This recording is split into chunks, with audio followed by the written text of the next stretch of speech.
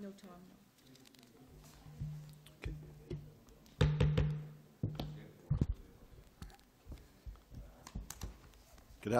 Good afternoon and welcome to the Corporation of the Town of Kirkland Lake meeting of council held May the 1st, 2018. We'll start with a moment of silence, please.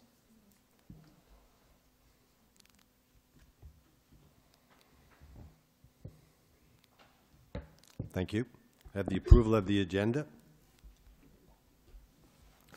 It's moved by Councillor Mino, seconded by Councillor Kiley. The council approves the agenda for its regular meeting of May 1st, 2018 as presented. All in favor? It's carried. Thank you. Is there any declaration of pecuniary interest? None declared. Item 4 under petitions and delegations. The first to come up to speak is Michael Rawlings from Save the LaSalle.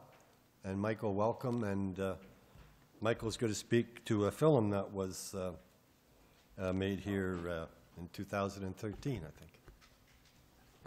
Thank you very much for seeing me this afternoon, everybody. Actually, it's Michael Rawley, R-A-W-L-E-Y, if I could get that noted, just in the interest of correctness. Yeah. No Thank kidding. you so much. Thank you, and I apologize for that. Oh, no problem at all.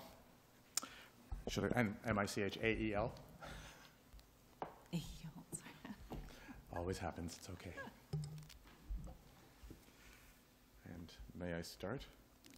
Great. So, Save LaSalle has been around since May 2013, and I've been the artistic director at the LaSalle since then. And the first thing that I got instituted when we arrived in town was we had a film shot here, of which I was the co-producer. I got on the phone to Mark Williams, I believe was the gentleman's name in Parks and Rec, and said I just wanted to make sure we did everything by the rule book, that we'd be shooting in and around the LaSalle and on location in Kirkland Lake.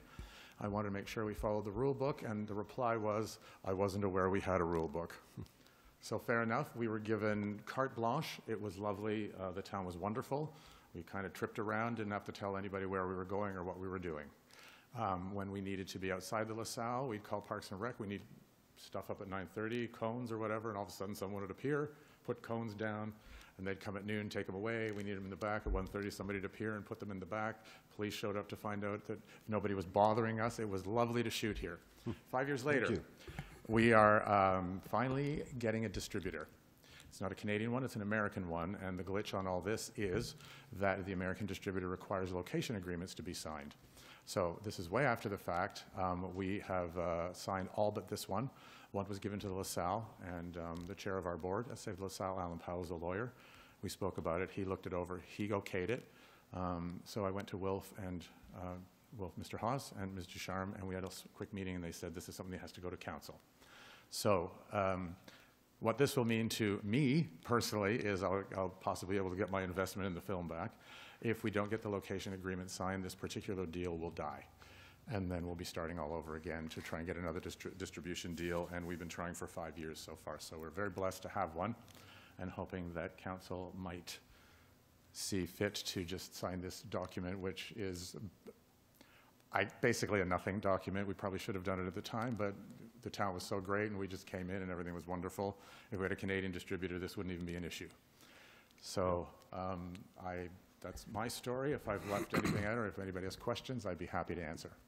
Yeah, well, certainly we're happy to see it's being distributed. I certainly don't think there's any problem with us signing this agreement if it's something that should have been done years ago. Thank you, sir. I know on my behalf I'd be happy to, but I think, Councillor Morgan, do you have something you want to add there? I just wanted to mention that I'm fairly certain that council was made aware that this was going on at the time. Oh yeah, we were made aware. Oh. Yeah, so I mean, you know, to say otherwise now would be inappropriate. So Yeah, I appreciate that. We were in favor of it then, and we're totally in favor of it now. Yeah, certainly. I think it was brought to council and it was discussed, and I think the message was do whatever you need to do. I have to say, if I may, this is a bit of a side note. We had a film company come through town and at Club Richelieu.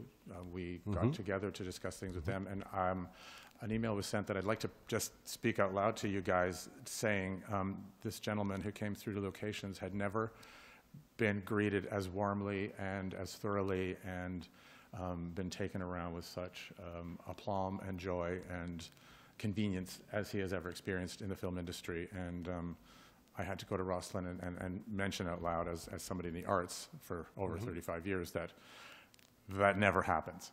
Yep. So I was incredibly proud of the town and my part in the town to have a letter sent like that, because it absolutely opens up the possibility of possibly having films shot here. Yep. If this one doesn't get shot, the particular one we're talking about, not mine, they will speak, they will talk, and other people will come to town, so that could present a whole other opening of possibility in the town. So I just wanted to mention that as well. And me as the co-producer of this, my particular film, thank you. It was so easy to. Yep, that's great to hear. Councillor Mino. Mike, Yes, sir. Michael, sorry. That's okay. I enjoyed the plays in the summertime that you put out there. in June, and Thank you, those sir. outdoor I plays, appreciate that. So I thought I'd pass on my congratulations on that. thank and you. Hopefully that would continue. It will, and more. Well, for sure. Could you perhaps take a minute or two and give us the timelines as to how the LaSalle project is going, or do you have anything to add? Yeah, no, publicly while sure. You have the forum. Okay, great. Well, You've got thank 2 you. minutes left. On February 1st, the board declared me a full-time on salary as opposed to haggard volunteer all these past years. So I am basically here now, and I'm now the managing artistic director, which is a theatrical term for when an artistic director and a general manager are the same person.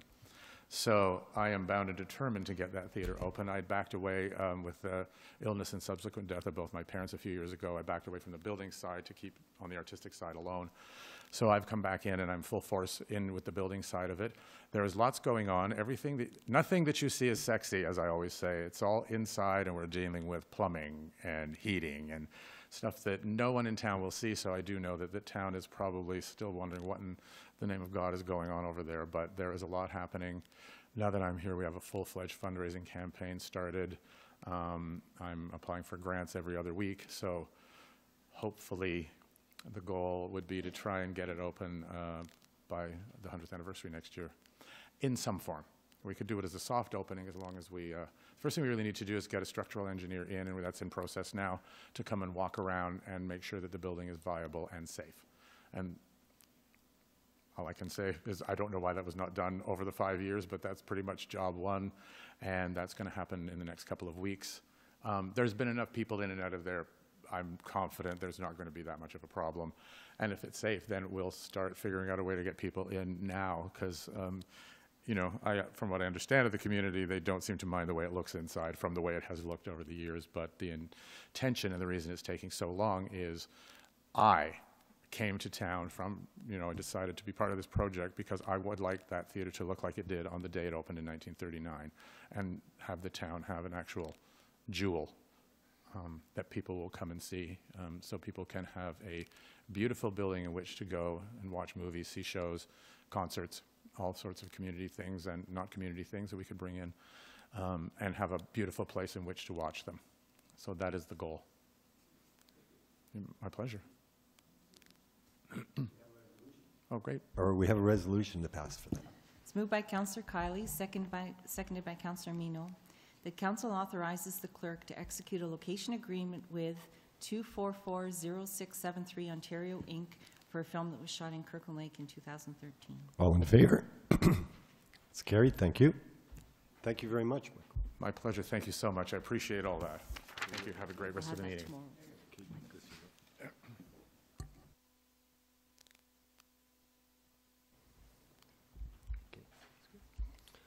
Okay, next on the petitions and delegations is Albert Bro. And Albert, you're going to come up and speak on Market Street? Okay, welcome.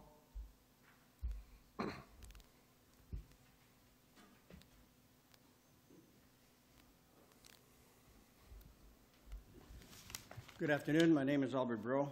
I'm here because we're having a problem over at Market Street. What is happening is that, according to the bylaw officer, we cannot take any material out of our store without parking in a parking lot in the back. There is a loading zone. The loading zone is strictly to unload and not to load. At one point, I call it harassment, but close to it, he basically said, you know, you just can't do it. I said, well, you know what? How can I take my stuff out of the store? I said, I'll tell you what, I'll go to council and explain the situation and have this changed. He basically said, it's not necessary, I'll close my eyes. Well, what is happening is that I got a parking ticket because my boys backed up and they were loading some material there. So then I don't know if you're aware, there was a busted pipe, a drain pipe, 6-inch pipe. There was a lot of damage in there. So we had to get containers and all that. And Richard informed me that you have to call the town and have permission to park the container there. So I did, and there was no problem. So we were finished on that floor, so we went in the lane in the back thinking that, you know, we got permission. We got another parking ticket for parking there. So it's very difficult. There's no cooperation, and I hope it's not everybody that's treated that way, because it's not good. And the big problem is that it's delaying my project. I am approved to bring Leon's Furniture Store in town, and I had to steal that from Timmins. And the only way that I've been negotiating that for maybe 8 months, and I've got the deal that as soon as the store opens, that I have 2 years that Timmins cannot open without me saying it's okay. So I got protection for 2 years. But now, because of this situation, I have to put the project on hold. So now the doors are open for Timmins to get Leon's, because there is somebody that wants it in Timmins at the old Sears store. So it's a situation that I've applied also to have made Market Street into a one-way. And I think I applied for that, I'm going to guess, roughly over 2 months ago. What's her name? Ashley knows about it, and I thought we would be talking about that tonight here, but again, it was postponed again. So all these things takes time, and it can cost the town a nice furniture store. In my situation, I would like council to advise me what I have to do, because you know, like, to me, Craig should know and use more common sense. If he would have told me, you have to do that, then I would have. You know, like, we don't want to break the law, but we got a situation, it's an emergency, like damages. Where are you going to park? Where are you going to bring the stuff out? It's totally legal to bring it out. It does not make sense. So I need somebody to tell me what route we have to take, and I think Ashley is working on it, but because she's busy and whatnot, she has to postpone. Well, in the meantime, you can lose a store. And we certainly don't want to do that. I'm just wondering, Albert, what's changed? I know your son operated a business there for years. Was it the same situation? Was he being ticketed all the time This is why as he well? had to close. He had so many problems with the town. He had the same problem when the customer would try to back up. We have a 35-foot entrance to back up to the store door. That's illegal. You cannot load up. Now, all you can do is park in front of 35 feet and unload, and that's it. And this is one of the reasons why he had to close. Like, they just made everything impossible. And you're aware of other situation which he was working with, which was the fire department, and that's why the store closed. He was doing very well until he was pushed down. Yeah, well, certainly the fire department rules and regulations is certainly not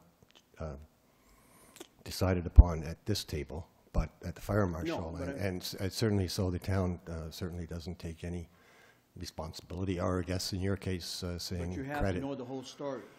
Yeah, well, there's None of always us do two that. sides to every story. You're absolutely right. But I'm just curious as to what's changed, because this is the first I've heard that there's been an issue with parking tickets, and I'm just wondering what's changed in the Sometimes last you're little targeted. while. I feel I'm targeted. Feel you're targeted. Okay. Okay? Like, you'll have, for an example, you have a lane where the Franklin is.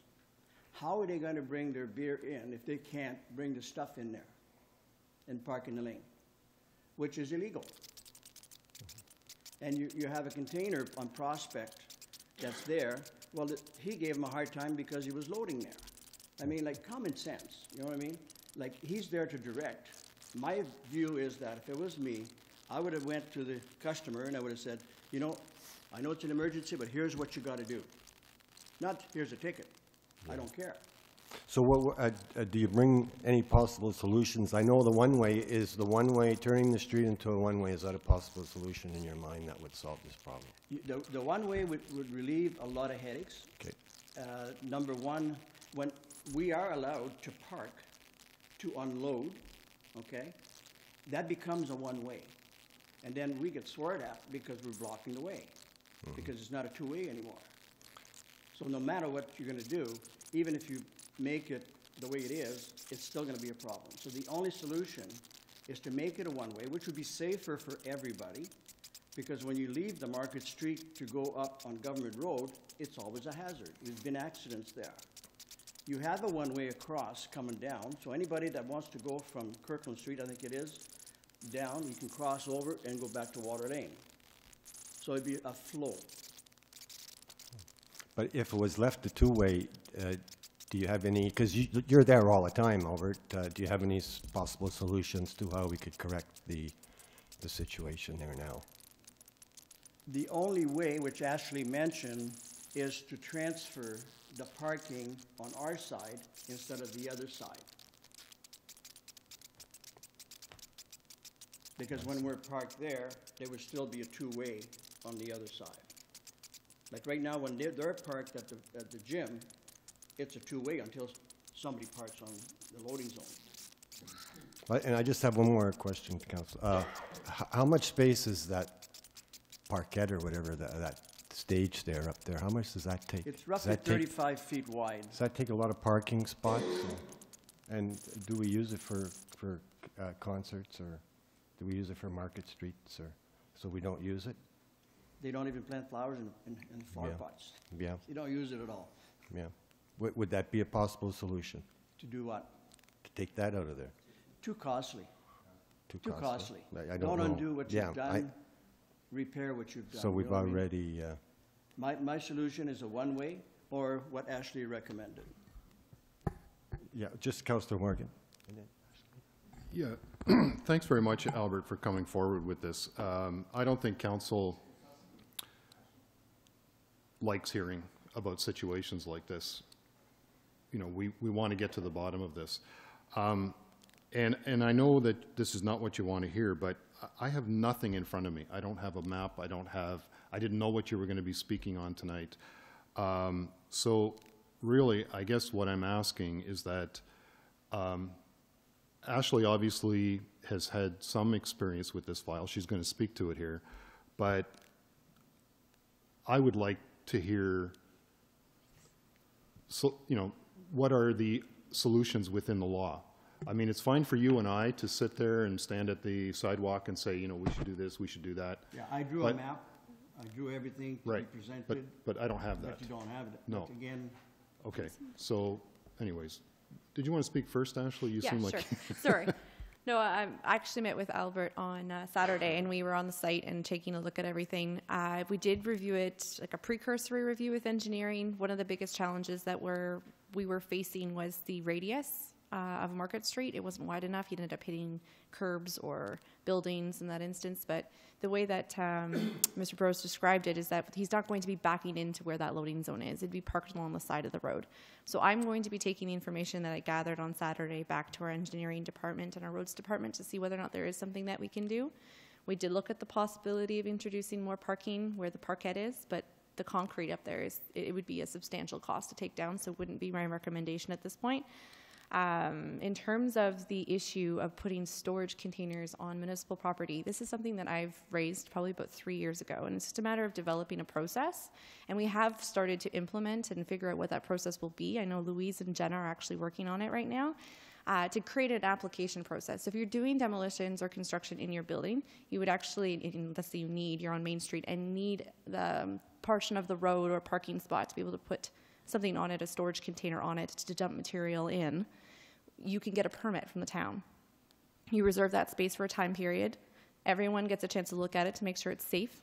It's not blocking visibility on the corners. Craig is also aware of it, so he's not ticketing when certain arrangements have already been made with other staff. It's just the process, I think, is probably the biggest challenge and one that I do want to bring to council and establish.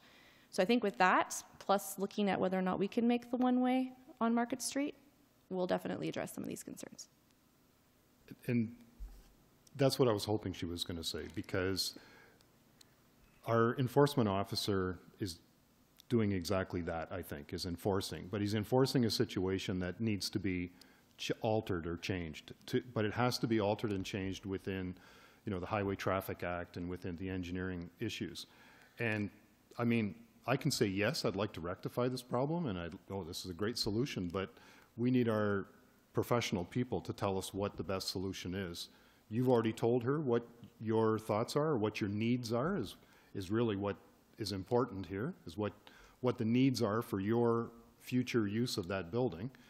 She's going to take that now and try and work that into the Highway Traffic Act and the proper engineering processes, and make sure that we make the changes so that there's no more infractions there, because we can't stop Craig or our bylaw enforcement people from enforcing things that are the way they are. I mean, as far as how you and Craig interact, that's a situation we can deal with separately.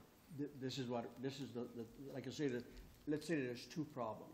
Well, I'm not going to get into a court matter of, he said, she said. Neither am I. Yeah. What I'm saying is that the situation for backing up and the entrance and loading and unloading, that's been taken care of with Ashley. But the other problem is, which is not right, okay, Craig, and he's one of your employees, after talking to him, he told me that because we had a problem there, he says, well, I asked to come to council. I says, because he says you cannot take material out, you got to go in the parking lot, or you stay at the road, and we'll allow that. And first thing you know, he says he's going to close his eyes because of the situation. Okay. Yeah. But the point is, he shouldn't have said that. Well, and we don't know that he said that. I mean, this is the problem. We're not here today to really deal with that. We're trying to solve your problem so that there's no more issue on Market Street for your building, and so that there's no issue that our bylaw enforcement people have to enforce, one way or the other. And that's what we want to accomplish, is so that everything you're doing there is allowable, and that there's no more involvement from the bylaw people. Okay, so here's the situation. First time that I got my parking ticket, I had to call Steve. So you should have called Steve, and Steve would have talked to Craig. After I got my second ticket, I called Steve. I said, what's going on? Well, he says, it's changed now. He says, you're going to have to get the permit. And he said, I have nothing to do with it anymore. He says, you're on your own. That's the answer I got from Steve. Is Steve here? He told me he'd be here. So, you know what I mean? Like, I'm not getting the proper information. So, like, my beef is that if everybody is treated that way, it's no wonder people don't do anything in Kirkland Lake. But I just want to interrupt. Just council is not here to talk about parking tickets. It's not the forum, but Councillor Chamillard has a question. So today I went by there, Albert. I think that's your lower floor. You're cleaning up now. The basement, yeah. Yeah. So do you have you talked to Ashley about having all that stuff there? Like, there's not much room from there to the road. It's a pain in the, but we have to live with it. So you got 2 containers there, or one or something? There's one container, and then we have our dumpster. Yeah, is there enough room there? Yeah. Yeah. Okay, I just we're make sure on you the don't side. get another ticket. So you Yeah. should make sure Ashley knows and then get the approval for it. Like, it's a bad place. I mean, there's another building just down the road from you, and what they do, Canadian Tire was there, they would back the truck inside the building. And that's how they run it, which is a lot easier. Yeah, we can't. Yeah, I know. There's no road back down there. You cannot. So when the furniture store ever come close, that would be the best way to do it. So then they would be. Which way? If they could back up inside there and then You load can't. it from You the inside. can't. Oh, you can't? You don't know the No, I situation. don't know. Yeah. That's right. No, Yeah. you cannot. Like If the other that place, that's what they situation- did. It was hard to back up, but they managed to back up, and then they would put the No, truck when- inside and load it up. When Kresge's had it, they were driving on the transport, stopping exactly what we want to do, and they had rollers going into the elevator. And they were blocking the sidewalk and everything. You know, Yeah. things hasn't changed. No. You only got so much room, but somebody had the bright idea to put flower pots there, which was parking spots. Yeah.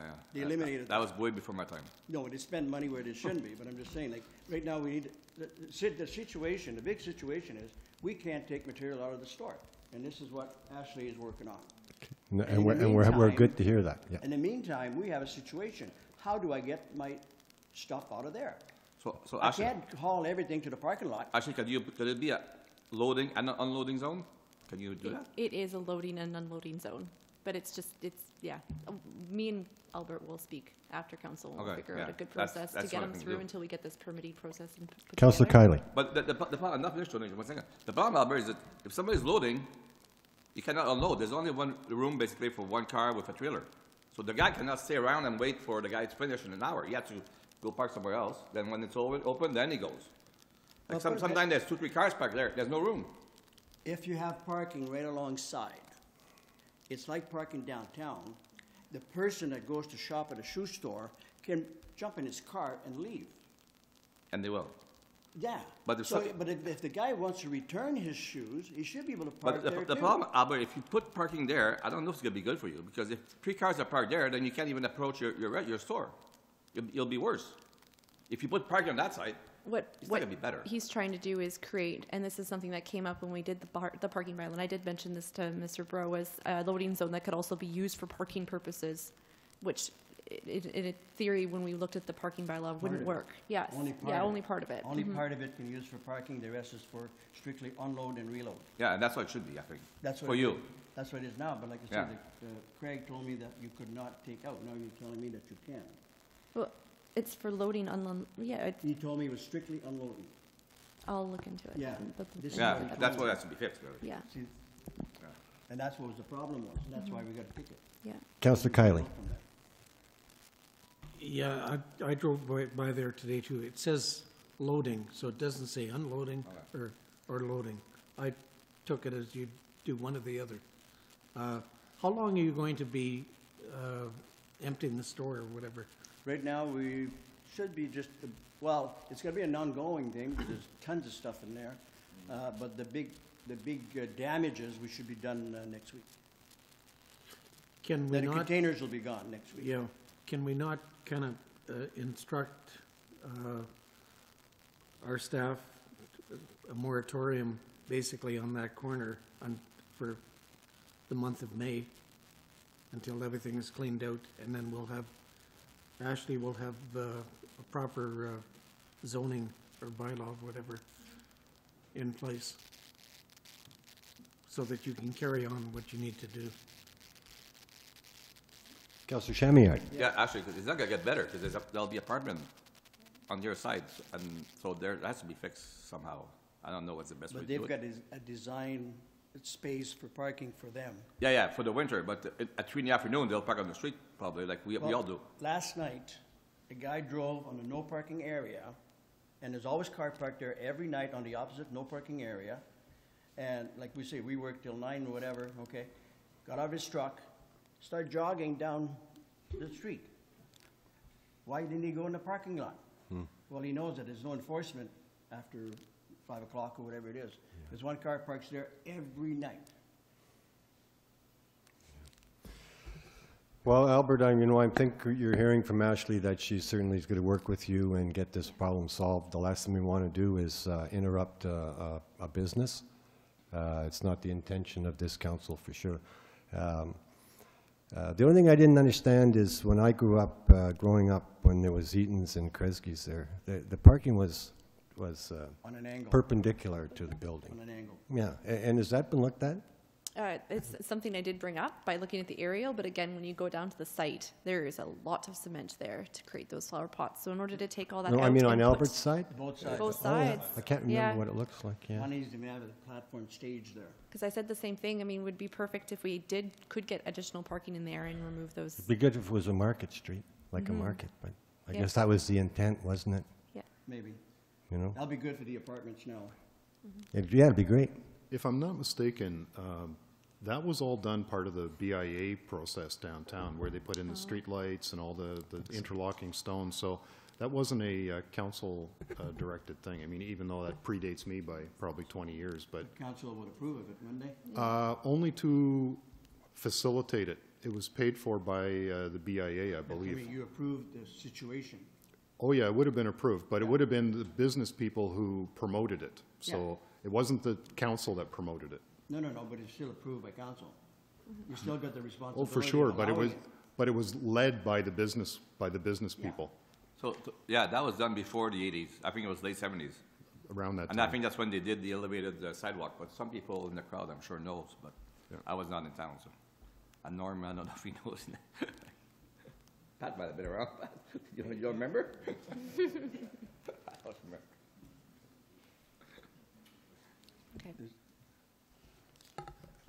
There's just one thing I would like council to take out of this, is that we have to have Craig have more common sense, if I can say it that way. Like, in other words, he could have educated me instead of ticketing me. You know what I mean? Work with the people, don't just bang the people. And I'm not the only one, I hear it all over, okay? Like, it's not the way to work. Like, I remember there was another way ago when I've been here for a while, and he would come in and say, you know, Albert, you shouldn't be doing that. Here's what you got to do. Oh, okay. So you do it. Just like he told me about the container. I had to get permission. Well, I did call. Second time I called, I got nothing to do with it. Well, where am I supposed to go?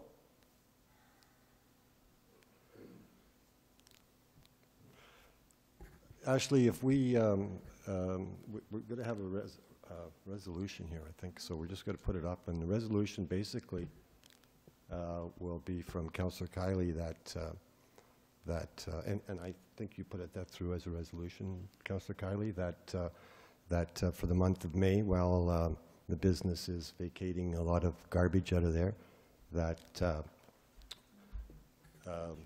there be some lenience towards the parking. May speak? Yes, I please. think it should be direction, because Ashley already has the tools to allow this to happen with the permit situation, correctly? No, not yet. That's You- to come. You cannot permit to have It's those not in the bins there. process. So I've got the process of like, we're starting to get in the frameworks of developing a permit. Right. I believe there's already a user fee associated with it, because this was my plan a couple of years ago. But I would like to bring that to council so you understand what the process will be and you can approve it formally before. Like you do annually when you bring us changes in the parking situations and Yeah. the handicaps, all that? Yeah. Okay, all right. So Yeah, Councillor Morgan. Can we include in here, like, subject to discussion with our staff? Because I don't like it completely open-ended like this, because that'll, you know, I mean,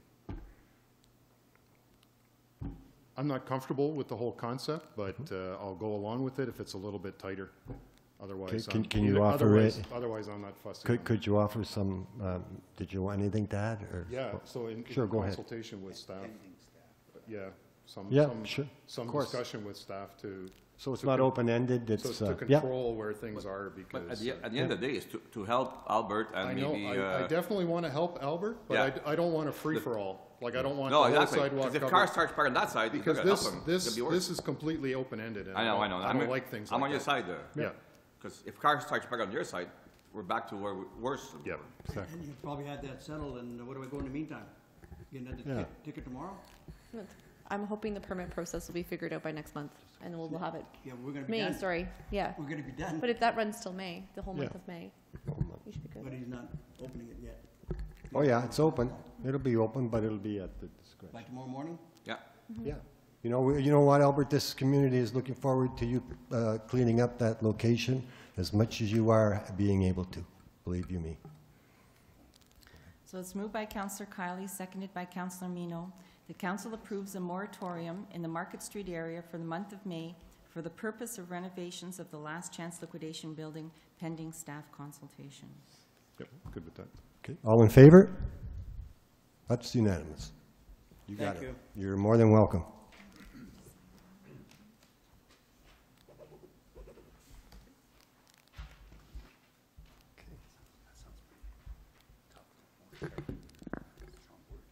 Yeah.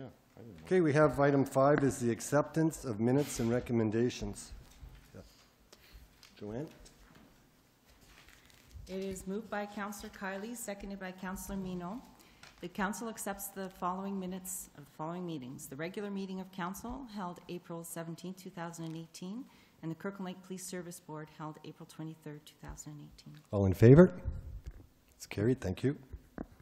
Reports of item 6, Director of Community Services, Kirkland Lake Community Complex Facebook page, verbal.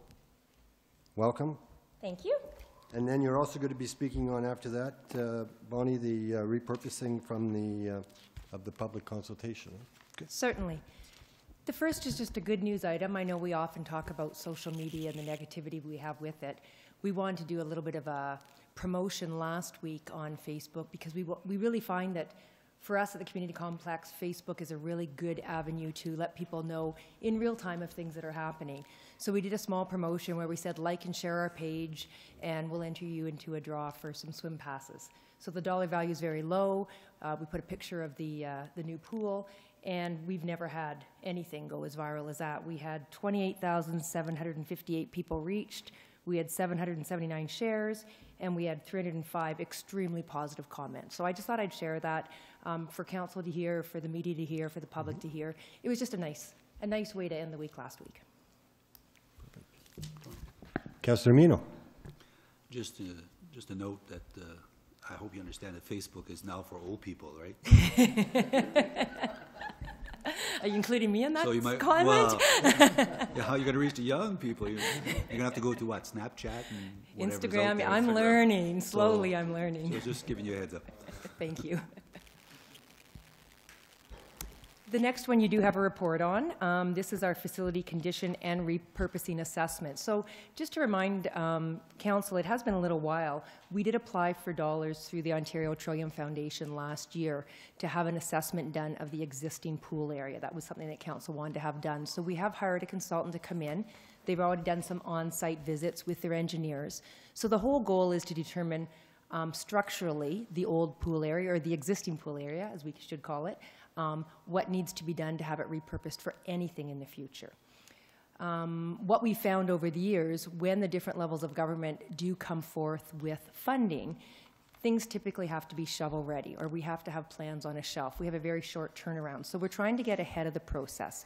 What we wanted to do was to find out what the community wanted if we were to ever repurpose the old pool area.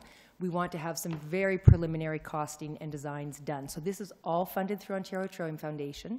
What we did put in the RFP was that after we had some community consultation, we'd bring the results to council. Council could discuss and determine if they had up to 3 favorites that they would like the consultants, the architects, to look at and give us a bit of an outline of what could be done with very preliminary drawings, as well as very, very preliminary costing. So if we ever did have funding available through either the feds or the province or someone else, then we'd know if we qualify. So just to remind everyone, we aren't doing a repurpose of the existing pool anytime soon. This would be if dollars became available in the future. So you do have a bit of an outline. We did have email input that I received. We did have a number of items on the Discover KL Facebook page. We did have 2 community consultations. We had one in the evening last Tuesday, and we had one over the lunch hour on Wednesday. For both of them, we had some good attendance. We had about 10 people on the Tuesday evening, and on the Wednesday, which was quite nice, we had a grade 1-2 class join about another 8 members of the public. So the grade 1-2 class was from Central Public School. They're looking at the way the town operates. Mayor Antoniazzi and I went to their class a while ago and talked about opportunities for children in Kirkland Lake, activity levels. They had a lot of questions, and they wanted some follow-up, and they all had some ideas of what to do with the existing pool. So they came on a bus, and they had a million ideas. I think the one that I heard the most was they wanted to sell pastry in there. It was right at lunch hour. They were very hungry. But you know what? It was really nice. The adults in the crowd were extremely happy that the young children were here involved in the process. So we had a number of different ideas from the community consultations, and we had one in-person taxpayer that came in to see me. So it's kind of all over the map. We did hear from a number of different people, oh my gosh, don't spend more money. And we just wanted to assure people that's not the intent. We're not all of a sudden going to start doing construction next week or next month or next year and be spending more money. This really is a determination for future councils to determine if they want to do any repurposing, and if so, at what dollar level, and hopefully looking for funding. The consultants also know that this may be an area that we just decommission and not do anything with for short or long period of time. They are also looking at, can you actually take down this part of the building? Is that a possibility to take down the structure that the existing pool area is in? So they're looking at all of those items. You can kind of see it is, as I said, all over the map. What we heard from a lot of people is make this multi-purpose. If you decide to do something, make it something so that seniors can enjoy it, children can enjoy it, families can enjoy it, that you're not locked into something. We heard a lot of open space, flexible room sizes. Those were kind of the key messages we did hear from the people. So I don't know if you want to ask questions, if you want to give your 2 cents. At the end, what I'd like to do is to be able to go to the consultants fairly soon with up to 3 options of what council may want to see. Wow. Councillor Kiley. Yeah, I don't know how we can take 3 options when we don't know what the condition of the building is and determine which way to go. Again, I'm concerned, I don't want us get into a $2 million capital expenditure, but I'm wondering if we would be better off showing the whole different ideas that the public brought out with the consultant and get their opinion as to whether some of these are feasible or not. I don't think we can, I can't honestly pick 3 that I think would be best. So that was my concern. Councillor Morgan. Yeah, just to confirm, Bonnie, so these 3 options are if we repurpose the space, Correct. in addition to the other alternatives that you mentioned that they're also studying. Yes. I mean, it's not really my forte or my bailiwick, but I guess if we ever do go that way, I would want it to be something unique in this area. So I don't know what that is, but you know, something that other communities don't have. So it's a bit of a draw. So if that gives you anything, otherwise, I mean, I'm at complete loss as to what it would be. Councillor Chamillard. I was not going to say anything, but now the Todd says that. The big craze around the country, probably in the States, is the ninja course. They're really popular. They have some in Ottawa. They're private business. So it's like a Lively gym, for example, but it's a ninja course. And why they're popular is that it involves the whole family. So the mom goes with her daughter, or the grandmother with her son, and they do the ninja course. I don't know how much it costs. I know nothing about it, really, except I know how it works because we all saw on TV, whatever they call it there, on NBC, they have that show at night there. You guys remember what it's called? Anyway. But that's why it's so popular, because it's on TV and people love it. And they have big in Vegas and all over the place, and that is a popular thing. Again, don't ask me how much it's worth. You could call Ottawa and see how much they did, but they have trampolines and all kind of little toys. And it seems really popular. And that would fit with Todd's thinking. Councillor Kiley. Yeah, I meant to add, Bonnie, I'm all for it to see what we can do for this.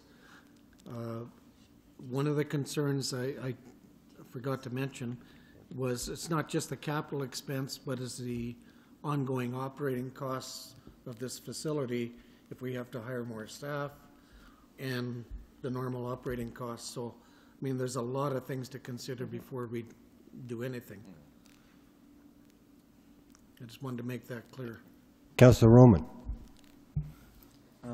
I tend to agree with Councillor Kiley that we need to get a better idea here first before we even really consider repurposing.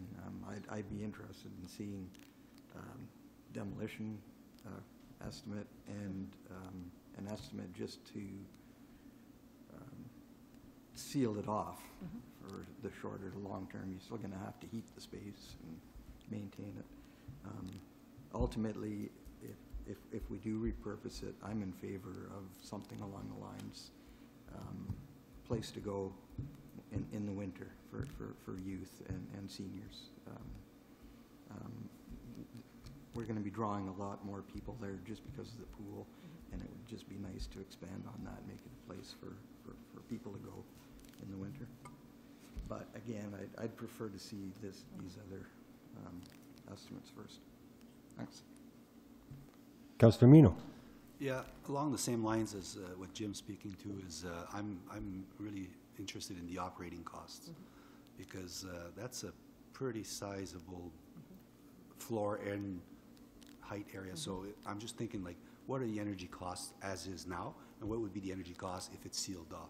That's a big thing for me because that's going to impact your budget for sure.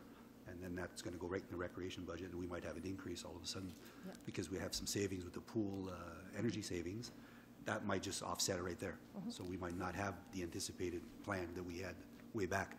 The other thing is obviously this is still a dream, like it's still a dream list. So I can't commit to either, but I did write the unique, different, and also easily removable.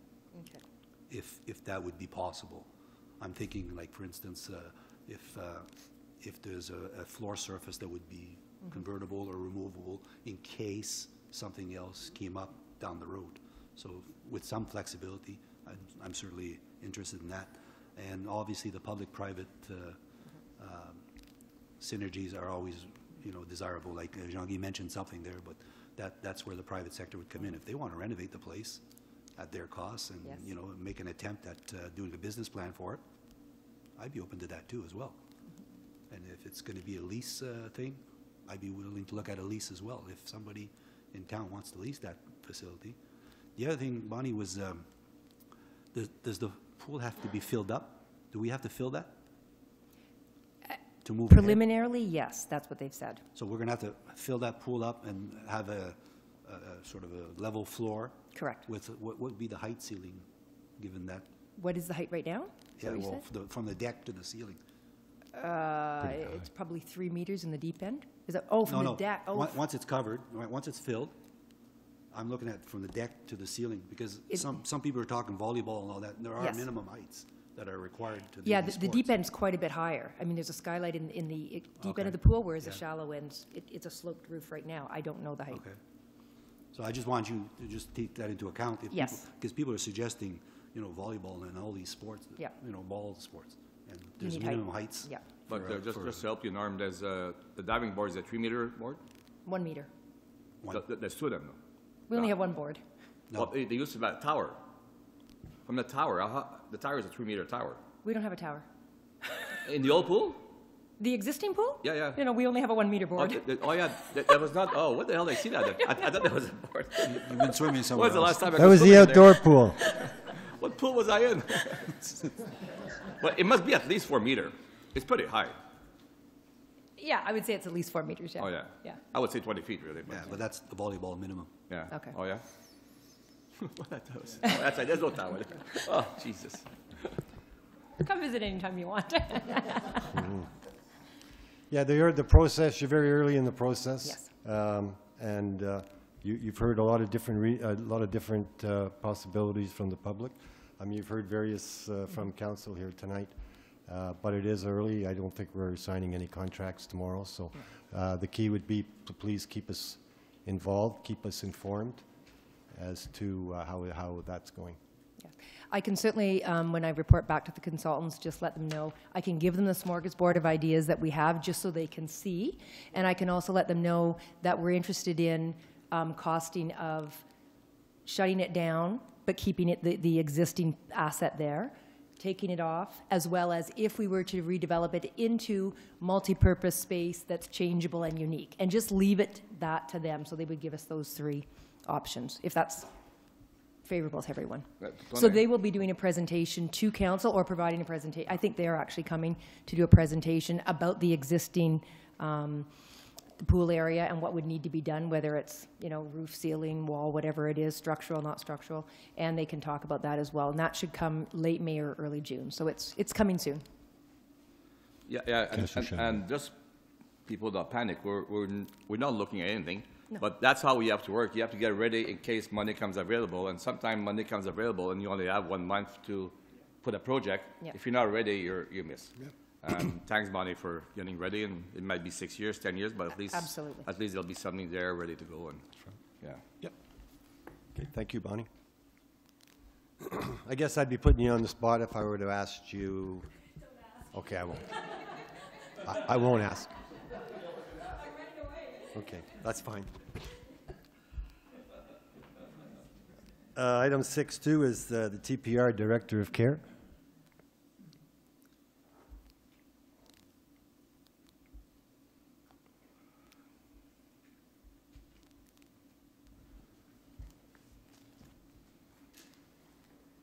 Hello, everyone. Welcome. You have a report before you. We have two capital projects that we need to discuss today, dishwasher replacement and generator repairs. These are both health and safety issues, and that's why it's coming before you today. So the recommendation is that council will approve capital purchase of one dishwasher from Stop Restaurant Supply for the price of $13,736.32, freight and taxes extra, and repairs to the generator louvers and installation of a quick connect for the price of $16,000. And we don't have any reserves, so this would come from the property tax. So a bit of background. We have 3 surveys and then 1 in the auditorium, so 4 in total. 2 of the surveys had new dishwashers installed in 2014, and then last year we did have capital approval to replace the Toburn one. Due to overages in one of our capital projects, that was put on hold, so it's back again this year. That dishwasher is running on a prayer at this point. It's just a matter of time before it gives up the ghost, and it cannot be repaired any longer. The parts are obsolete. So that's the first one. The second is the generator. So the generator room, which is on the exterior of the building, has louvers that open and close when the generator is running, and that, you know, helps with cooling and heating, etc. They are operated through actuators, and the actuators are not working. So we need to replace those. And then at the same time, we want to install an external quick connect. If the generator was to ever fail, we would have to bring in a rental generator, but there's no way of hooking it up. So it would take quite a long time to do that process before you could have power. And we have a very vulnerable clientele, so being without power for several days is not an option. So that would be the external quick connect. I think that's it. Do you have any questions for me? Just to say that, you know, what you're asking for certainly is something that you need, and you need it now. Certain to wait or you know, to do other than approve this early capital project, I think would be put the TPR and the residents at an unpleasant situation. So I certainly support this. But Councillor Mino wants to. Certainly, I would recommend the council to approve this. I mean, this is through the community management. We know that these items are necessary. Question though, is the louver section of that, is that done by our own guy? Sorry, is it? The louvers for the generator, is that done by our own maintenance people? Or is that contracted out for the labor part of it? No, Dan Thomas will be doing Okay. part of it, and then, but the external quick connect will be contracted out. He can't do that. Yeah, so that I was going to mention that to council, that because we have guys like Dan around, some of those costs are going to be alleviated because, you know, he can actually do some labor part. And the other point I want to make, I don't know, Pat being the finance chair, is if we approve this tonight that you're going to directly incorporate it into the capital? Okay, well, I would recommend council to go ahead. Councillor Morgan? Yeah, Nancy, just a couple of quick questions. The total capital we're looking for tonight is about 30,000, right? Okay, so they're additive. With regards to the genset and then the external connector, you know, I'm not asking for crystal ball, but if there was ever to be an arrangement between the hospital and TPR, would they have any capacity to supply us with emergency power, or no? No. That it's the way it's constructed, it's That's not right. possible.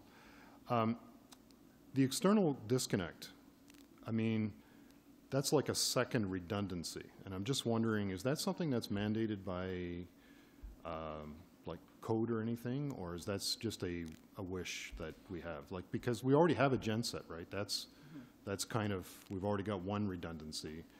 You're asking for a second redundancy, right? Right. Okay. So, I mean, the quick connect is if our generator fails. Right. So if we were to have a power failure tonight and Dan Thomas was out of town, chances are our generator would suffer a catastrophic failure because the louvers wouldn't open because they're not repaired. No, okay, right? I'm not, okay, I understand the Yeah. louvers, that's, Right. that one, I understand that part of So if we it. have to bring in a rental generator, which there's people who do that, Yep. they bring them up in transports, there's no way of connecting it to our system right now.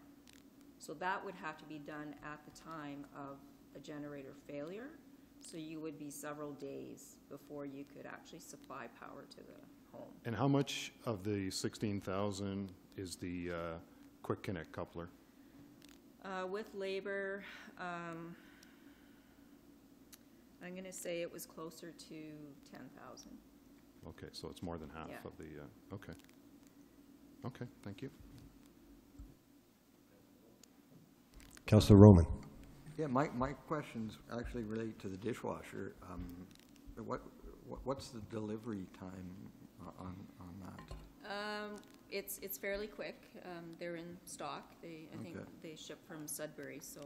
And what's sort of the impact if it does fail, having three others? Is it just a minor inconvenience? No, it's not minor. I don't know if you've been in Tech Pioneer, but we have 3 very separate home areas. So it would be a matter of carting all of the dishes 6 times a day to another home area. And you'd have to do it when that home area is not doing their dishes. So it would become a real problem with staffing and trying to get that done. It wouldn't be a good situation. Okay. Thanks. Councillor Kiley. Yeah, Nancy, just to confirm, you had put this in your original capital budget, so this is basically because of the budget not being finalized yet, it's just to fast track this to get moving on it. Yes. Okay. I support this. Okay, we have a resolution, Nancy, that we're going to read here now. It's moved by Councillor Kiley, seconded by Councillor Mino. The council approves the following 2018 capital requests for Tech Pioneer residents, and that these be incorporated into the capital budget to be presented in the near future. 1 dishwasher at a cost of $13,736.32, and 2 repairs to generator louvers and installation of quick connect at a cost of $16,000, and that these costs will come from the general property tax levy. All in favor? That's carried.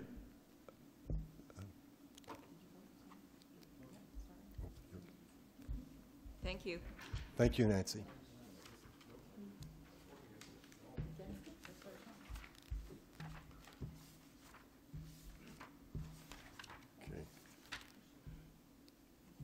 Okay, so next item is item 6.3, Manager of Human Resources. Joanne's going to speak to this. These, as council is aware, the end of last year, Dunk Associates was hired by the CAO to take a look at all of our policies and upgrade them and put them into current legislation. The health and safety and the workplace violence harassment policies are 2 that we are mandated to have. These are 2 sort of overreaching policies that we need to have in place, passed by council, that affect all the other policies that trickle down. So these have just been updated, and Pamela McDonald-Walk, who is our Supervisor and Manager of Human Resources, has asked that we bring them forward and have council approve them. Is there a resolution? I do have a resolution. It's moved by Was Councillor. there any questions? Okay. Oh, Councillor Moore. Just a comment, I mean, I like the workplace violence and harassment policy. It's very, very complete. It's very prescriptive as to how employees and management have to act, and I hope that people will get familiar with it, especially with the employees, so that they would get some training about this, because it's good work. Yes, that's one of the things now that we do have a human resource manager, is that there will be an awful lot of training with staff.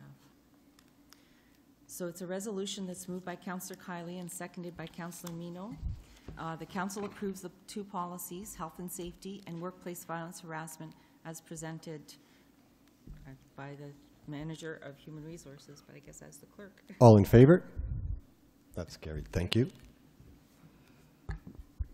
Next item, 6.4. Wilf's overseas, so he had two items that we're going to be bringing up here now. The first item is that back in 2017, the Department of Economic Development applied to the Canada 150 Fund during the upgrade of Civic, and we have been advised that we have been approved for a grant of $100,000, and tonight Wilf is recommending that $100,000 be put into a reserve fund, or it could be go into the general reserves.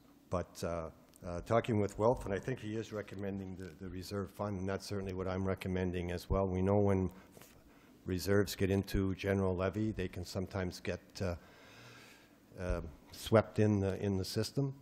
So this $100,000 will be earmarked for improvements at Civic, and the improvements will have to be identified and approved by council before the expenditure can be made. So I think it gives you more control. Councillor Rome.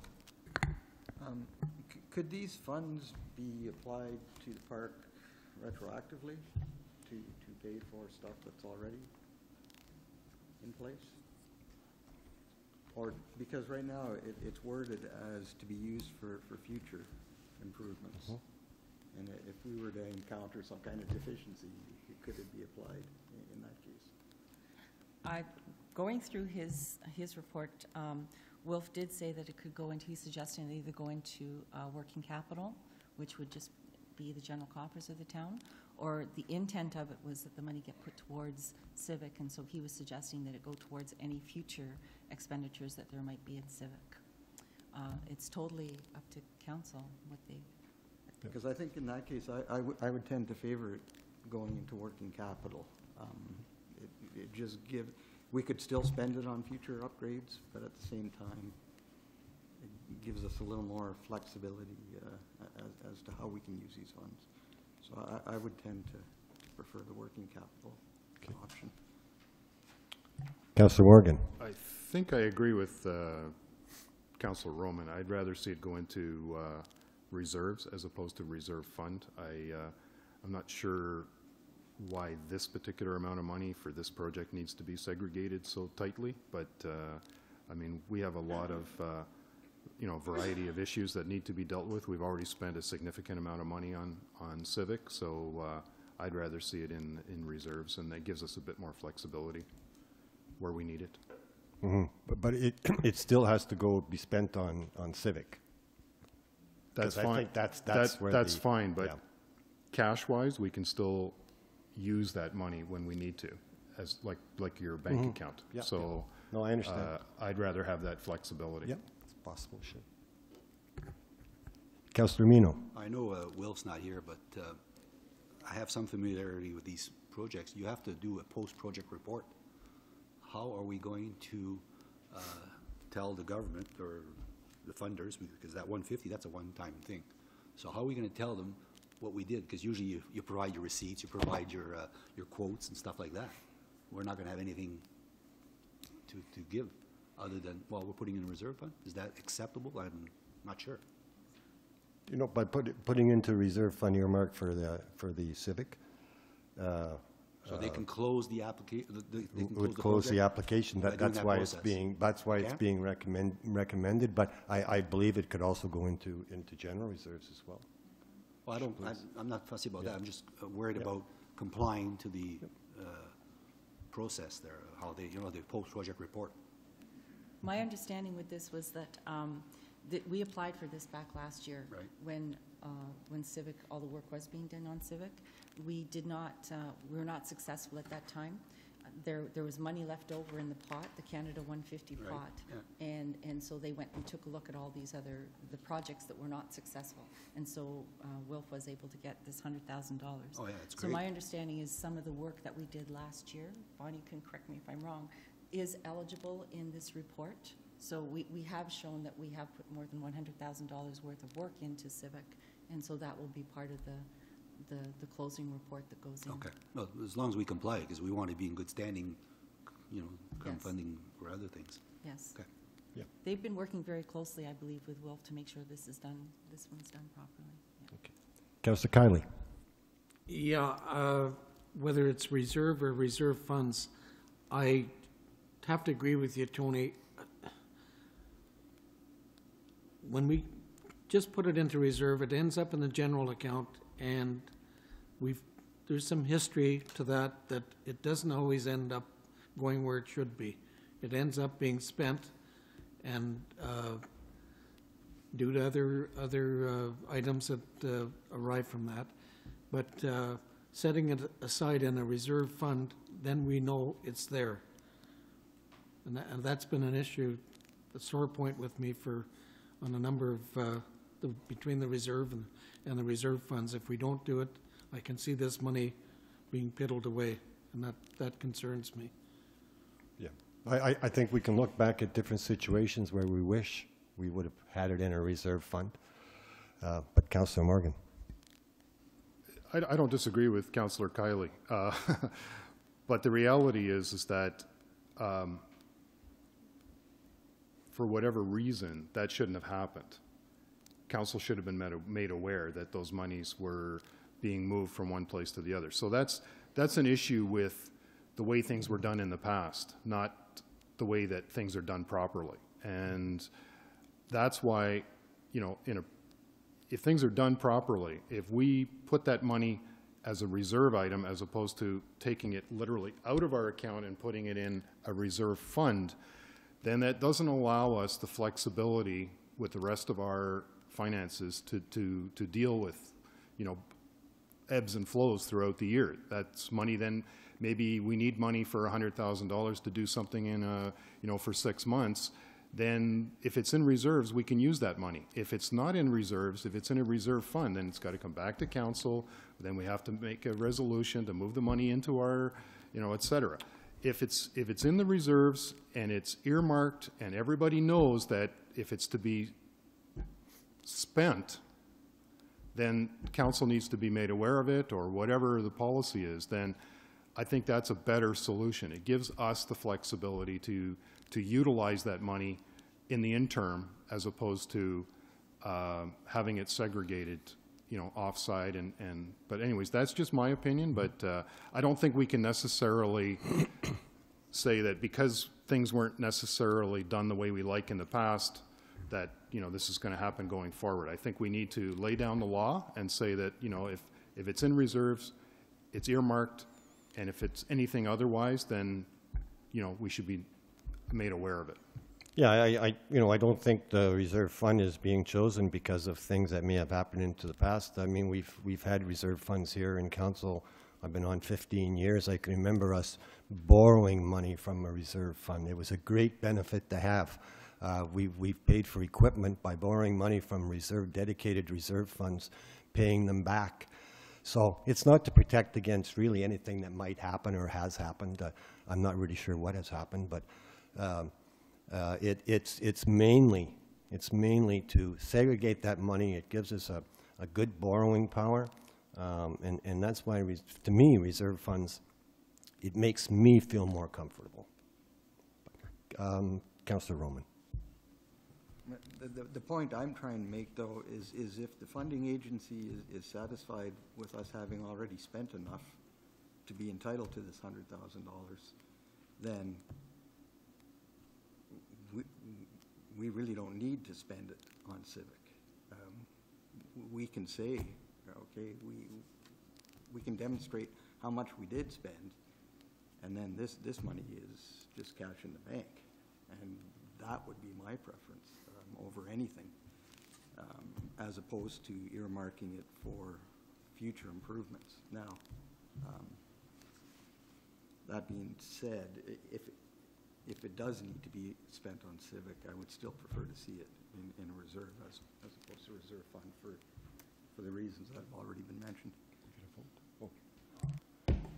I'm sorry if I put the treasurer on the spot, but maybe Hosea could actually suggest something. I mean, you're familiar with the two funds. If that's allowed, Mr. Mayor? Please. Just make sure the mic's on, Hosea, please. So I will start off with the compliance with the funding agency.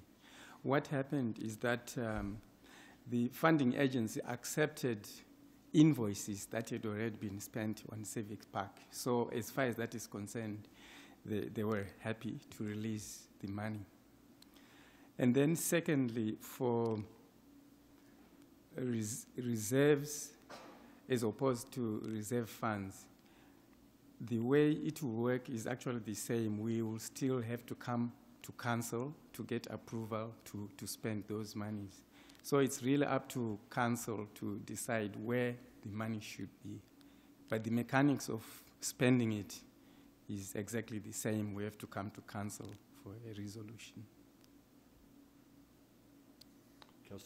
Councillor Kiley, then Councillor Morgan. Yeah, Hosea, so we've met the conditions as Norm was asking about as far as the approval of the funding, because we've got the receipts for the expenses. So if this 100,000 was in a reserve fund, that means council can designate those funds to any capital expense. It does not necessarily have to go to civic, because we've already provided that proof that we've spent it on civic. That is correct. We spent 100,000 at least. Yes, that is correct. I just would feel more comfortable it's there when we need it. We've got a couple of other capital projects coming up, as we know, in Swastika, and with the water pumping station possibly in Shapi. It'd be good to have this money set aside, because I do agree with Councillor Morgan. In the past, we thought we had the money in reserve. It ended up getting spent. So that was my concern. I think you and this council certainly now wants to operate within the guidelines that the intent of what the reserve fund and the reserve is meant to be. And I don't think it always has been in the past. So that was my point. I agree with what Todd was saying. But I still prefer the reserve fund personally. Okay. Just a point of clarification, though, Jose. If the money is in the reserves, okay, it's a line item. The actual cash, though, goes into our operating account, and it's there for use throughout the year, but the money has not been spent. It's essentially, well, we're utilizing it like you would your own bank account. You've got savings, you've got earmarked for certain activities, but in the interim, if you've got you've got to make a bill on a certain day, you can dip into that money and then pay it back. Yes, that is correct. Right. So to actually throw the money, like to spend the money on a particular event, you need to get council's permission. But in the interim with a reserve, you're allowed to utilize that money. Is that correct? That is correct. Okay. But we still have to come to council to use those reserves. Okay. The only amounts that we are not, where we don't have to come to council is if we put it in working capital. Yeah. Like we already have a resolution from council to say if we have a surplus we put it in working capital. That we can use as the need arises.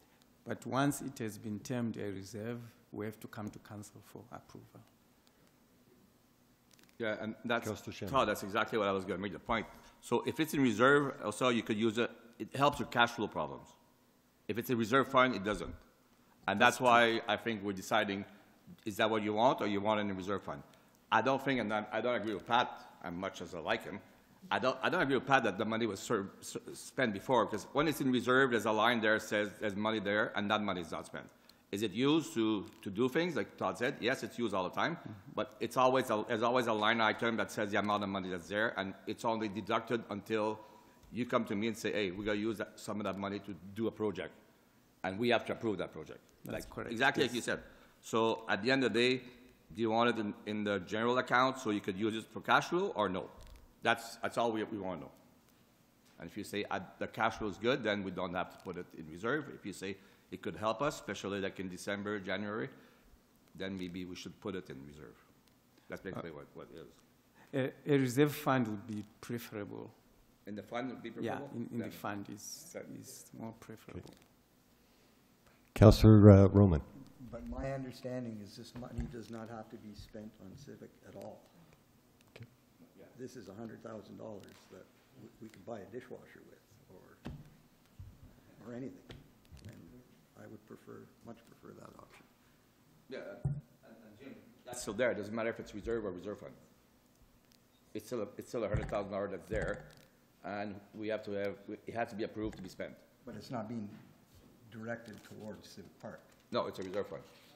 It could be anything. Okay. So to just correct me. Sorry, Tony. If also said that we already spent $100,000 that has been approved by the government, or do we spend $40,000, or do we spend $60,000? That I don't know.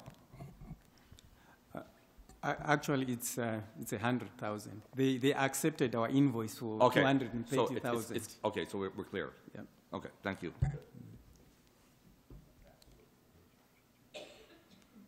Okay, so there is a resolution, though, isn't there? So am I hearing a recommendation from Treasury that a reserve fund is I would echo Sia's recommendation about the reserve fund, perhaps for maybe all, personal reasons or whatever, but the Civic Park yielded it was a budget of what, $2 million, Bonnie, and we had a shortfall of roughly, you know what I mean? Well, yeah, remember we said the taxpayers are only on the hook for 150. Right. Okay, so that's the number. Okay, so just for historical data, because I don't care where the 100,000 goes after, but the thing is, getting this 100,000 now would make that project the cost of 50,000 total. So for me, it's more of a cleaning up of the house in terms of how the whole project was financed. So otherwise, I support the reserve fund because it's a motion of council. You come here, you say, I want that dishwasher, like you said. You make a motion, and it's drawn out of that pot. The other advantage is obviously the cash flow. That's exactly what we did with the $2 million that we had from an insurance settlement. We started using it all along without having to debenture first, and so we had some cash flow sort of help that way. So to me, I like the reserve fund because it comes to the table, it's formalized, it's dedicated to exactly a project that you actually approve, and there's no such thing as moving things around. But Norm, it's reserve fund. It will be the same way anyway. Yeah, but I think on the line, when you get your audit report, it'll show a reserve fund, and it'll say that is the Civic Park Reserve Fund. Yeah. And that's historically. I don't know if it's all going to be, but yeah, you could put reserve and put the same thing, really. Okay, so any other? Okay, we have a resolution. I do have a resolution, but I guess I'm kind of asking for direction. Do you want me to read what I have? Well, the resolution is that it go into a reserve fund. A reserve fund. So either we would defeat it or approve it. Okay. So it's moved by Councillor Mino and seconded by Councillor Kiley that Council directs the Acting Chief Administrative Officer to bring back a bylaw authorizing a $100,000 funding grant from Canada 150 be placed in a reserve fund for capital upgrades and or improvements at Civic Park.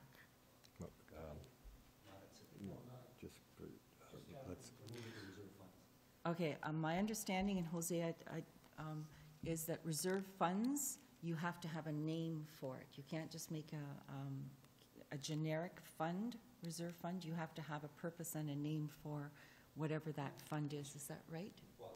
It's just that I'm hearing that it's for civic project. Yes. You have to word it that it's generated by the civic project, but it's can be used for anywhere else. I'm not so sure from an accounting point of view whether or not that can be done. But Yes, that can actually be done. for a generic reason, for a generic purpose? Because once this money was released by the funder, it's now in the hands of council to decide what to do with it. Okay. Okay, So where would we end that then? Just that reserve fund? just a reserve fund. Yeah. So it's that council directs the acting chief administrative officer to bring back a bylaw authorizing $100,000 funding grant from Canada 150 be placed in a reserve fund. Okay? Good read. Is that better? Okay, please. Point of order, what if this is defeated, then what's the next motion? To go to the reserves? And what if that one's defeated? Working capital. Yes. It would be working capital, so just be aware of that. Okay, all in favor? Reserve fund. Okay, all in favor? 4, 5, and 2 more. Okay. It's carried. Thank you, Jose. Okay, the next item is community grants. That's item 6.4. Go ahead, sure. So back in December of last year, or November, the Festivals Committee was dissolved as a committee of council. However, council did commit at that time that they would continue working with the Festivals Committee to the betterment of the Kirkland Lake community. One of the requests that was made to council was that the town continue to upfront the necessary deposits that would be used for the musicians. And the amount that was requested at that time was $100,000 that would be repayable by the end of the year. So the acting chief administrative officer, Wilf Haas, has sent a report to council, and he's suggesting that this amount of $100,000 be included in the economic development budget. It'll be a line item which will have a revenue and expense to it, so they would balance out each other at the end of the fiscal year. And the reason that this is being brought forth now prior to the budget is the fact that the Festivals Committee needs the loan now in order to set the musicians for the upcoming festival. So they're not able to wait until the budget is finalized and approved. So we're bringing this forward now, asking for the $100,000 loan. Councillor Kiley. Joanne, just to clarify, so the original request was actually $150,000 line of credit. That's being overridden by this. Yes. Yes. They need the 100,000 now. Yeah. The Okay. Festivals Committee came in the other day and said they're only requiring $100,000. Good, thank you. Councillor Chamillard. Yeah, just to make sure, Pat, in your budget, so there'll be 100,000 spend and 100,000 revenue. So at the end of the day, it's a zero. Exactly. It doesn't affect the budget at all. No. Yeah. Yeah, it's you know, it's sort of what we've been doing the last 12 years. Did Hossa knew about this, or because he said the cash flow is good, so? Is that, yeah. Are you ready for that? We have a resolution. It's moved by Councillor Kiley, seconded by Councillor Mino, that council approves the allocation of $100,000 for community grants under the 2018 Economic Development Budget to be used as a repayable conditional grant dedicated to the Festivals Committee to support the Summer Homecoming and Winter Carnival. This amount is to be repaid by December 31st, 2018. All in favor? That's carried. Okay, item 6.5. Joe, you're going to speak on all these great things happening. Okay, just 1 second.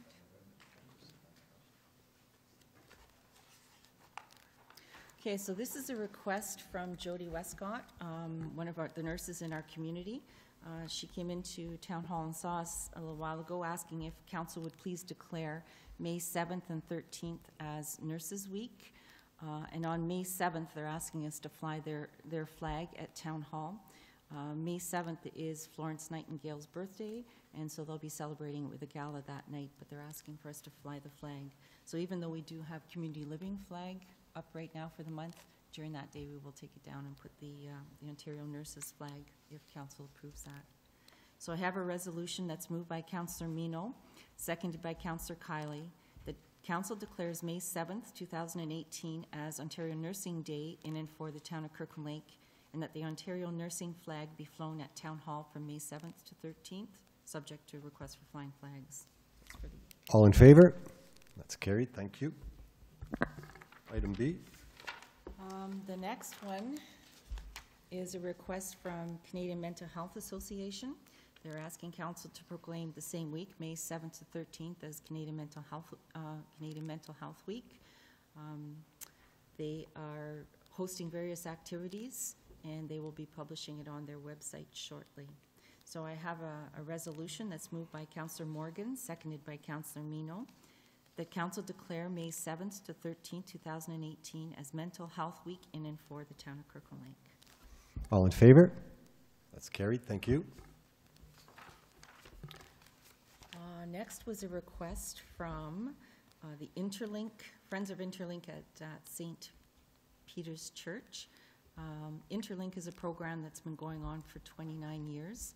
They bring grade 5 students together with seniors, and they do concerts in TPR, extended care at the hospital, and they do a final concert at the church in May. And so they're asking council to declare that day as Intergenerational Day. And I have a resolution that's moved by Councillor Morgan, seconded by Councillor Mino. The council declares May 16th, 2018 as Intergenerational Day in recognition of this year's closing concert for the Interlink Choir. All in favor? It's carried. Thank you. Next is a request from City of Stratford. This is May 20th to 26th, which is the National Public Works Week. So they've been celebrating this for 58 years, and it's not something that we've done very often, but they are asking our council to recognize the contribution that the Works Department professionals who work in our community, the work that they do. So I have a motion that's moved by Councillor Mino, seconded by Councillor Morgan. The council declares May 20th to 26th, 2018 as National Public Works Week in and for the town of Kirkland Lake. All in favor? It's carried. Thank you. Next is council. As you all know, our CAO is out of the country until the 17th. So I'm asking that the council meeting from the, I guess it would be the 15th, May 15th, be moved to May 22nd. Just to accommodate him being here. It also gives staff an extra week to be able to work on the budget, and hopefully at that time we're thinking that the preliminary budget should be able to be brought to council. So I have a motion that's moved by Councillor Mino and seconded by Councillor Morgan. The council approve the change of the next regular council meeting from May 15th to May 22nd, 2018. All in favor? It's carried. Thank you. Just make sure, Joanne, I'm not here 22nd. You're not here. That's all you. That's right, yes. Okay, next two items that I have to talk to you about are election items. First is the recount policy. As you know, we do recounts when council does resolutions, and that happened in 2014. Council can decide when a recount is to be done. There are also other situations that the Municipal Elections Act does state that a recount must be done. But this year, with the modernization of the Municipal Elections Act, council is being given the opportunity to decide in advance when you would like to do a recount. So I'm suggesting that we do put a bylaw in place that says that when there's a variance of 10 votes between the winner and the next person down not getting the seat, or 1% of the voters who have cast their votes for the office, whichever is lesser, that we then do an automatic recount. Council will always be able to call for a recount regardless of whether any of these conditions come into place. It'll always be council's decision, but I'm just suggesting that we put one in place just to cover for this election. Go ahead. Just point of legality, Joanne, I don't know how your bylaw is going to be written, but should it be 10 votes or less? 10 votes, yes, or less. Thank you. Then the second election item that I'm going to bring up is the delegation of authority bylaw for the lame duck period. Lame duck period starts on the 27th of July, and council is a lame duck if 75% of council is not running in the next election. So 75% of council is 6 members. So if 6 of this sitting council is not running in next election, then there's restrictions on decisions that you can make. You cannot appoint or remove any officer in the municipality. You can't sell or purchase any property valued over $50,000, nor can you make any expenditure or purchase that exceeds $50,000 if it's not already in the budget. Last election, the authority was delegated to the CAO, and we're suggesting again this year that that authority be delegated. The CAO will be required, if he does make decisions with these, under these circumstances, he is to come and bring a report to council and report it in an open meeting. So it is our suggestion that we bring that forth for your consideration today. Is there resolutions? Those are 2 bylaws. 2 bylaws that'll be coming back. Any questions on Joanne's? Okay, they'll be coming. Less than 1%? Yeah. Okay. One of the things I would just like to mention to you, I still have one more bylaw that I need to bring back to council, and that is the Compliance Audit Committee. So we're working on that bylaw. This has to do with all the finances for each of the candidates and how they're dealt with and if there's any inconsistencies. So that's one last bylaw that I will bring back to.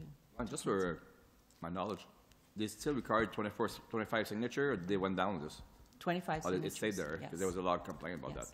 that. For municipalities who have less than 4,000 voters, Oh, that's what they did, that's okay. been removed, but anything over 4,000. okay. And Kirkland Lake has about 6,200 Yeah. voters. Okay, and that's coming, okay. Bylaws, yeah. Okay, item 6.4, or 6.6, Manager of Planning and Land Development. Ashley, you're going to come up and speak to, or Richard, coming up to speak on the interim period, as well as requesting free tipping fees. Oh, no, Ashley. Jenna and Richard, welcome. Delegating. That's good. So, let's fix this here. Everybody can hear me okay? So tonight we're going to bring an update to the waste management services during the interim interruption, and a request for spring free tipping fees at the landfill site. The recommendation is that, one, the council establish Friday, May 11th to Saturday, May 19th, 2018 as a spring free tipping event, and 2, establish a local waste electronics drop-off location. The budget implications, interim waste management program. B&R Enviro Services charged $225 per load, so that was per tip at the dump.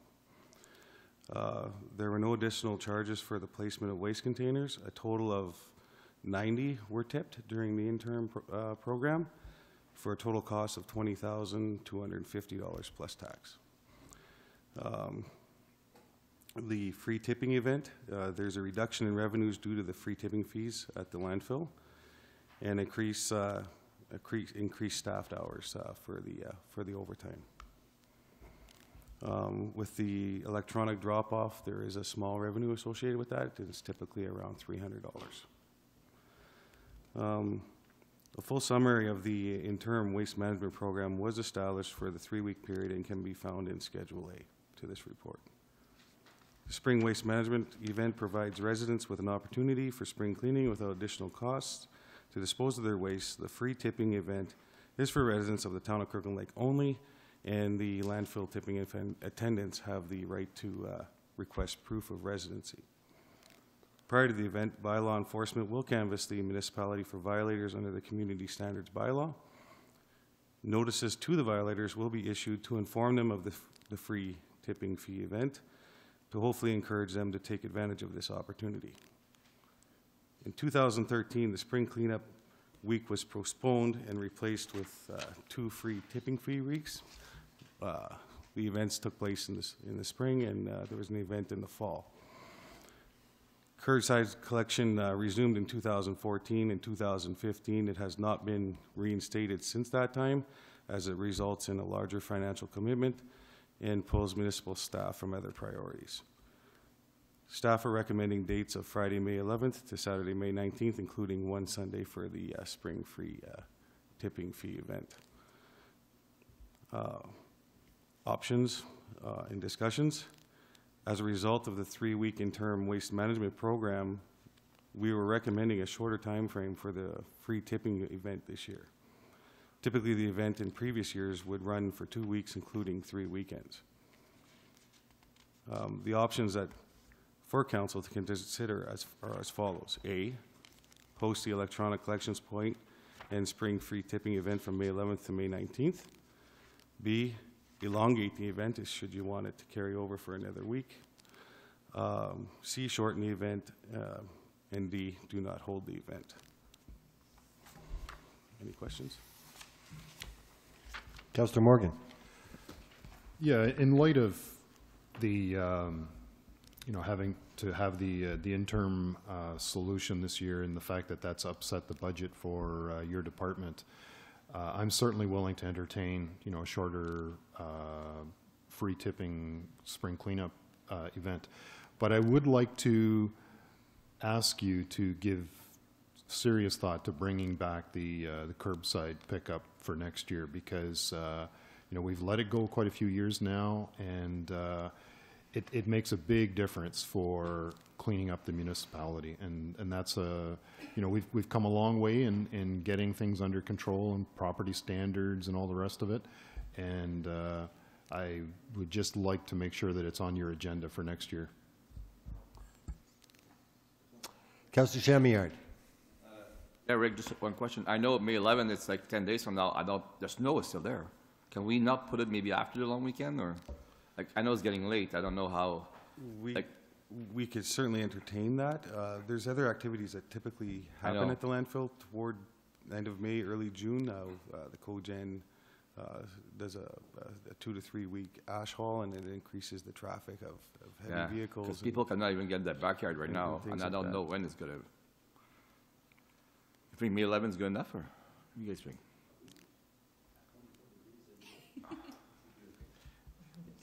You think we're good?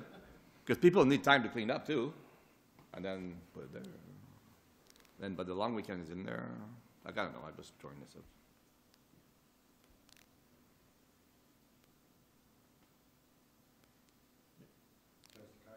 Mr. Kiley.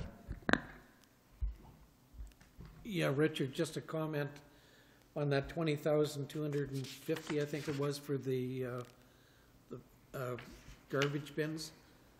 It seems like a lot of money, but quite honestly, if I recall correctly, that's quite a discount to what the normal cost should be. So I think our service provider, B&R, we appreciate the break he gave us. They did a good job, and they cleaned up where there was messes, and we ended up, like what Todd was saying, like a cleanup week. when those bins were there, they were abused a bit, but at least it's getting out to the landfill site. So despite a turbulent couple of weeks, my compliments to the Works Department, and certainly to B&R for the job they did. Thank you. Councillor Mino. Yeah, Richard, I would support this recommendation. I think we can handle it, and plus it would give you time to advertise it as well, so people would prepare. I had a question though about during the interim waste management time when it was free tipping at the landfill site. How was it busier? Like, did you know? Did you have statistics on that? Or? There was a steady increase in the waste that was being brought out by the residents. Yeah. Some of them tried to. We asked for bags only, and some of them came in with other items, and were subsequently turned away. Unhappily turned away, but turned away. But we do have attached to the report, and I believe it's on Schedule B. Oh. Okay. Oh, no, sorry. in the summary. Okay. That's because when I went there with my bags, and I had asked the attendant, and he said, "Oh, it's regular traffic." I said, "Well, I would think there would be more for sure." Taking advantage of that. Yeah, there was more. Okay. Okay.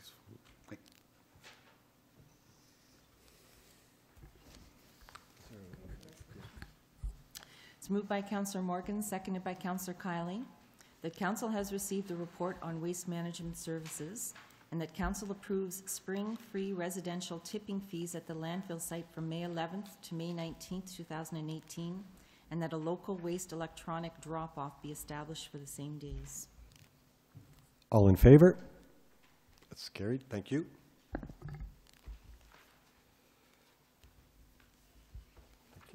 So item 7, introduction and reading and consideration of bylaws. It's moved by Councillor Kiley, seconded by Councillor Morgan, that bylaw 18-066, being a bylaw to extend appointment of interim chief building official to July 1st, 2018, be read a first, second, and third time, enacted and passed. All in favor?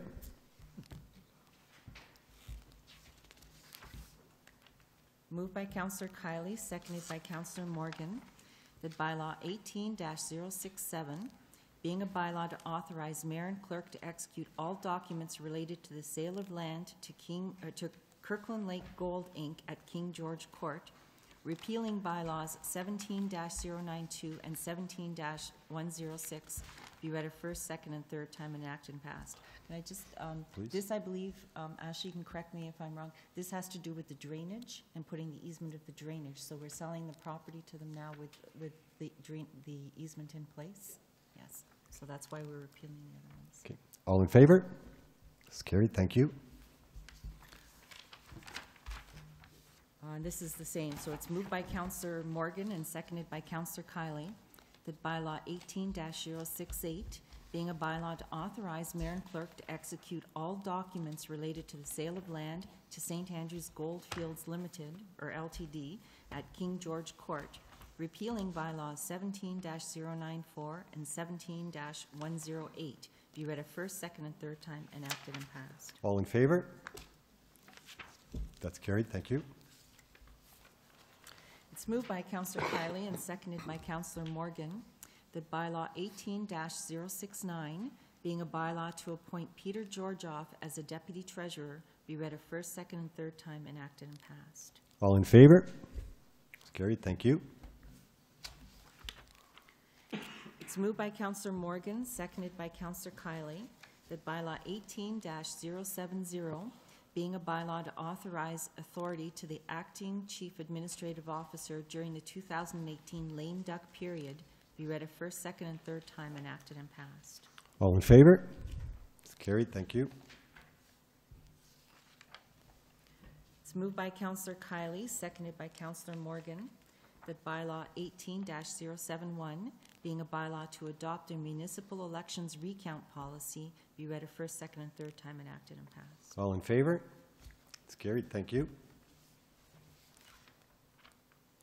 It's moved by Councillor Morgan, seconded by Councillor Kiley, that bylaw 18-072, being a bylaw to amend bylaw 18-056, amending the museum user fees, be read a first, second, and third time, enacted and passed. All in favor?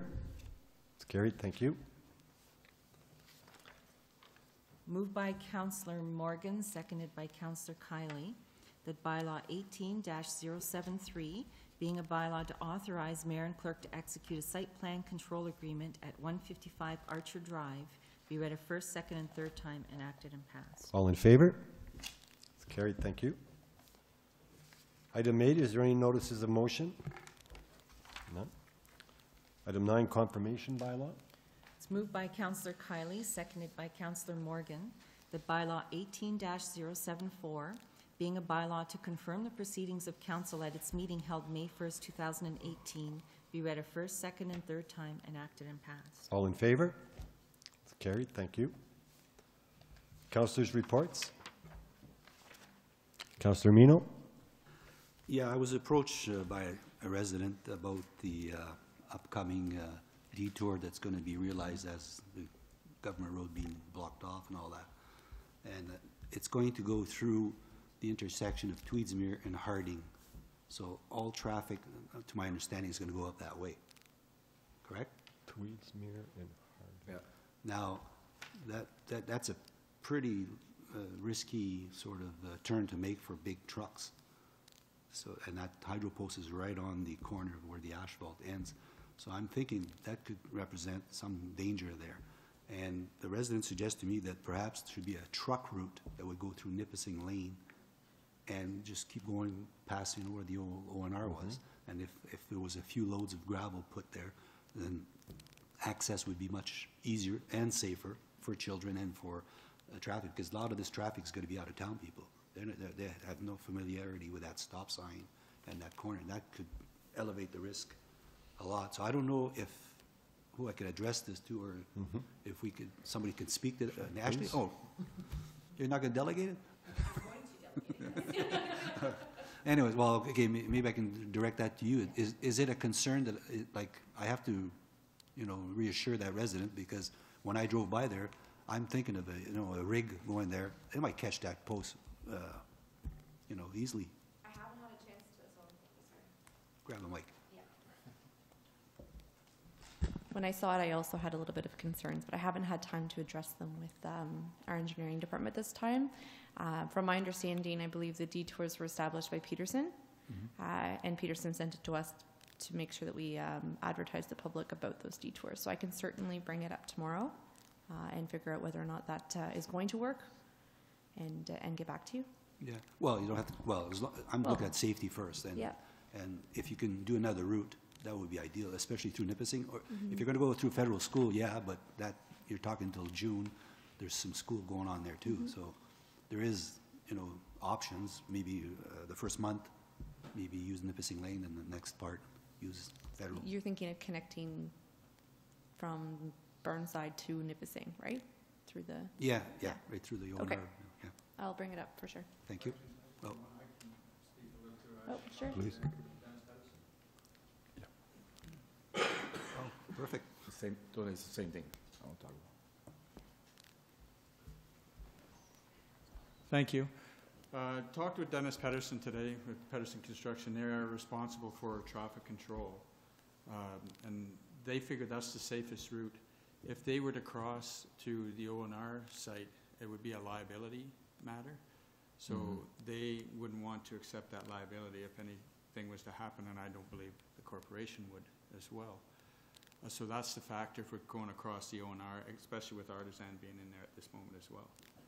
So I think their health and safety coordinator, who designed the safety route, feels that that is the safest path of travel at this time. I know it is risky at Tweedsmuir and Harding, but they feel that would be the safest path. And does the corporation agree or with that, or if? Well, again, as the going across private property, No, you can't. I think it's the safest way as well, without any liability. And whether they would have to approach Ontario Northland as well for approval. So that process, I'm not sure how long that process would take.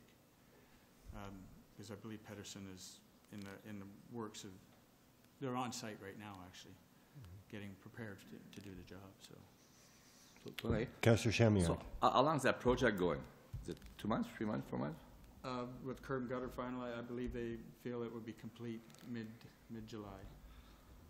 Okay, so is there, Harding is in bad shape to start with. Now we're going to send all those trucks there, all those cars there. I know we have no choice, but are we going to fix the road before and after, or at least, I went there today, you can't go more than 5 kilometers an hour, really. And Todd lives there, he could tell us. I mean, it's absolutely awful. And this is an important road, and I thought in my 8 years it would be fixed, and a few times it came to the top, then went back to the bottom of the list. This road has to be, so is Peterson saying that they will do something about that road, or it's not their problem? No, I would assume it would be on the corporations. Because we have sent all those trucks there. Unfortunately, yeah. Yeah. I mean, again, the infrastructure, 87 years old. I know. But at least it could put, I don't know, something on top, fill the hole. There's also a hole there. So at least we should be before we start and after we're done, tell the people, I know it's gonna be a hard summer, but at least at the end, we'll have the road better than it is right now. I'm sure we could look at some maintenance end on it. I'm sure with tractor trailers going through big trucks, it will damage. Oh, it's gonna be absolutely road, awful. yeah, for sure. And should we maybe take the no parking on the, like, I don't know if it's possible, but I'm parking on one side only, or no parking at all, or, I know. But I went there today, there's cars parked on both sides. You cannot pass 2 cars in there. And when you start putting trucks in there, I mean, it's gonna be a complete mess. So maybe we should take no parking on the south side, or no parking on the north side, or no parking at all. That would be my better thing, but. So this is information we're going to give to Pedersen? We can What we've talk to discussed tonight? Pedersen, Yeah, most Okay. definitely we can talk about it. Councillor Morgan? First of all, for the record, I didn't put anybody up to this. But I agree that the corner in particular, I mean, let alone all the traffic on Harding, let alone the dust and what have you. I mean, it's going to be a nightmare, but you know what, I guess we're all good citizens. We're going to suck it up for the cause. But the corner of Harding and Tweedsmuir is going to be an absolute nightmare. And I've been advocating for a 4-way stop at that corner since I got on this council. Mm-hmm. In the wintertime, you cannot see anything coming south on Tweedsmuir. And we're going to be, and Jim's going to argue against me, but really we need to get this done, because you cannot see far enough up Tweedsmuir when you're pulling off of Harding. Yeah. And now you're going to be increasing the traffic on this street like a multiple of probably 100 of what we're normally accustomed to. And I can guarantee you, if we don't do something with that corner, there's going to be an accident. And then coming the other direction from Tweedsmuir onto Harding, I don't know how on earth you're going to be able to pull a full-length logging truck around that corner without taking out that pole that Norm was talking about. So we need to do something with that corner, and I would like to see a 4-way stop, because I've wanted one forever, particularly in the winter time. So I'm 100% in favor of that. It's working out well on Taylor Avenue, I think, and we need to have more of them, because we're big boys and girls now. We can deal with 4-way stops. It's not something new, and let's be progressive and solve 2 problems at once. So that's my 2 cents for this. Councillor Roman? I'm not sure what the construction limits are, but is Sylvanite still an option? I know that when we redid the stretch up to Burnside, yeah, that traffic was routed through the hydro property onto Nipissing and down. And now I know hydro's done work in there, and I haven't been in there myself lately, but is that, and I know that the contract limits are to Sylvanite, but was that something that was looked at, or is that still an option?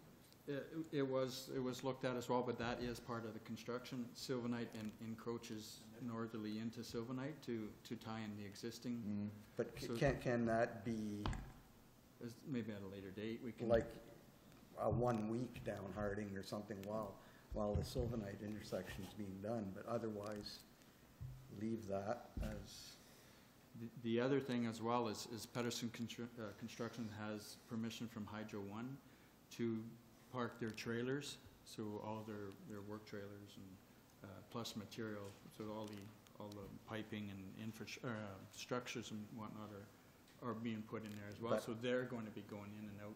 But I would think the traffic rerouting should take precedence over where they're going to store their pipe. Like,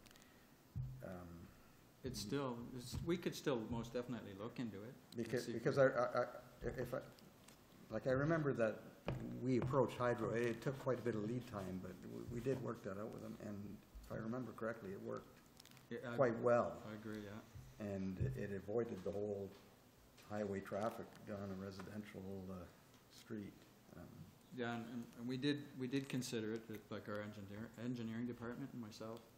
But as I mentioned, it was Pedersen that set up the traffic control portion of it, and we also thought, because of it being part of the construction zone or area, I think that was one of the main reasons. Yeah, But we and it can- might pose some problems, yeah, when work needs to be done at the intersection itself, but there's a whole stretch that's being done there, and it's basically from the downstream end too, working Working from upstream. Allen Avenue, yeah. That the Sylvanite intersection would be last. Yeah.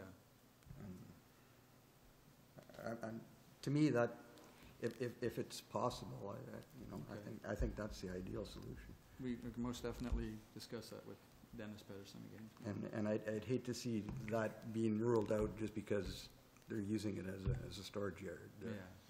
I think they could find something else. Councillor Kiley. Yeah.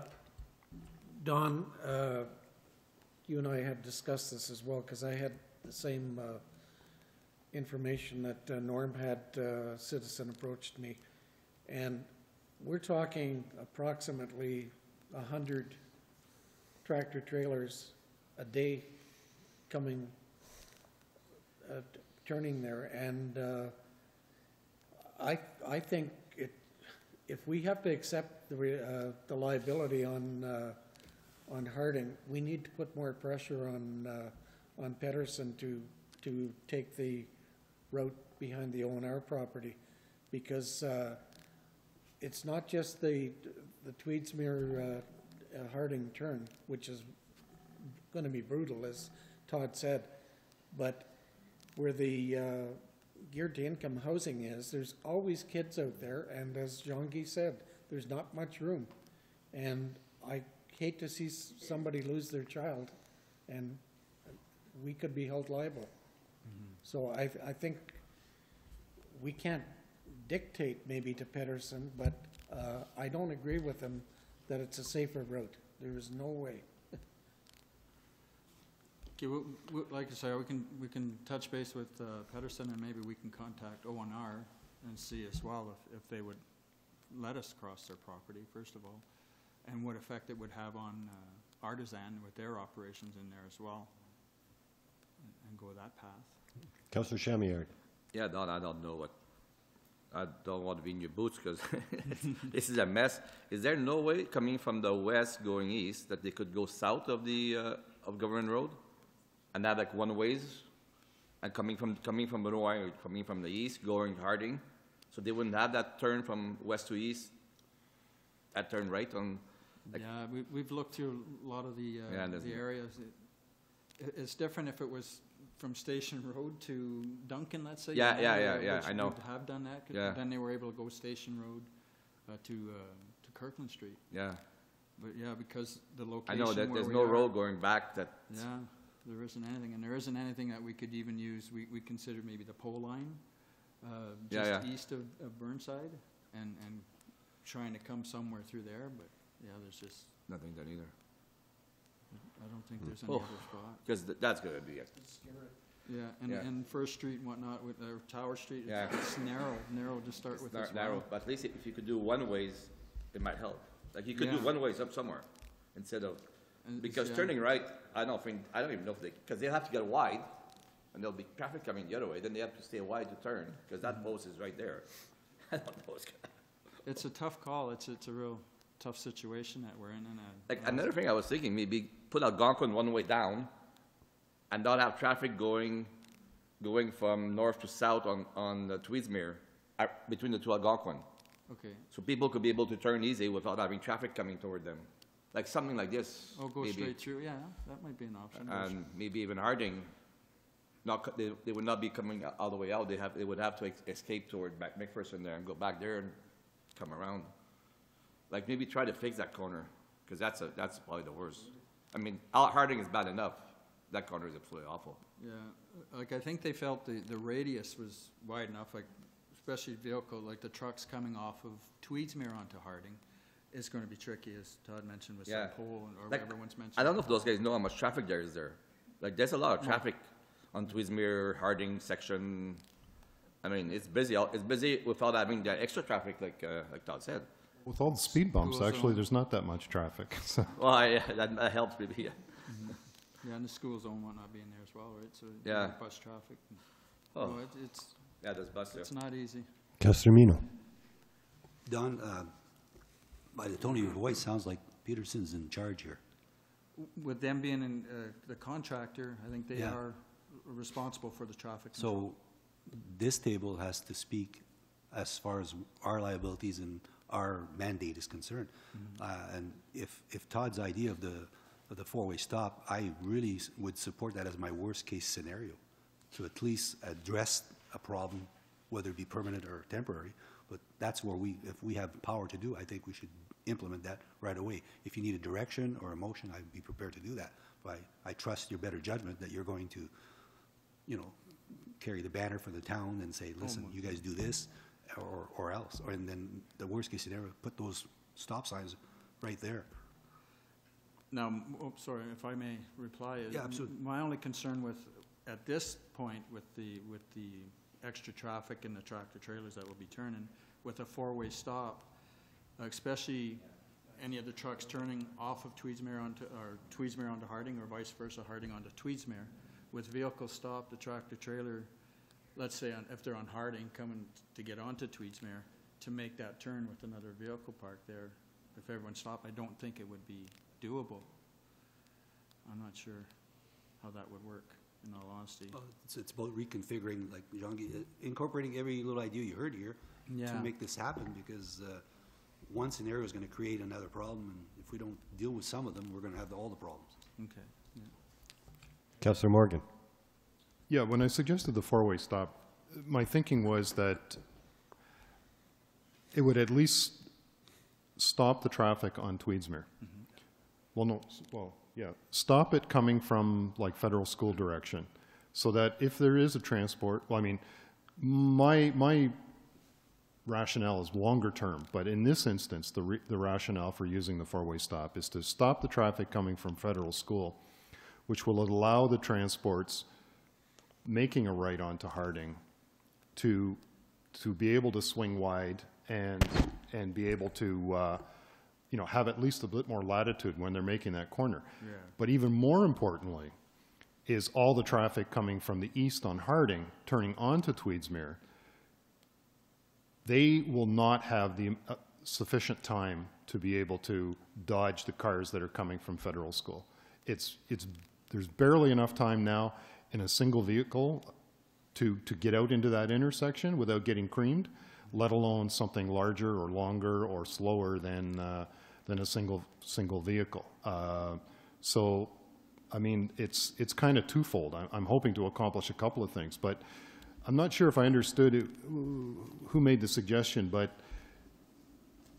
I mean, one solution may be just to completely block off Algonquin and block off Tweedsmuir on the north side of the intersection and make all of those people reroute so that it leaves the intersection free-flowing from Tweedsmuir onto Harding and vice versa, and not having to dodge the local traffic, make the local traffic loop up and come out on, say, McPhee or back to Harding. yeah, back that way. So they're coming out at a perpendicular intersection. They can see both directions a long ways, and just, you know, make that temporary. Put barricades and stop that traffic, both on Algonquin and Tweedsmuir North, and make that local only. So that's another thought that occurred to me when, I don't know if that's what the other person, was it Pat or Jean-Guy that mentioned that? Was Jean-Guy, yeah. Was to, you know, that might be a solution to avoid those accidents anyways, and to give a bit more space for transports making those corners. Okay, yeah. Councillor Kiley. Yeah, that might work, Todd, because just a straight four-way stop there, if you're coming across the railway tracks, if you've got 2 or 3 transports and then the train's coming down the track, they could be halfway on the track, and it's got to be free-flowing. I agree. That would work a little bit better anyway. It's not the perfect answer, but it's a tough one. So Don, you'll bring some of these concerns to our contractor? Most definitely, yeah. Okay. Yeah, Thank see you. what we can do. Yep. I think it was a work in progress right now and seem for approval, but yeah, I most definitely will. Okay. Thank you. Thank you for your time. Thank you.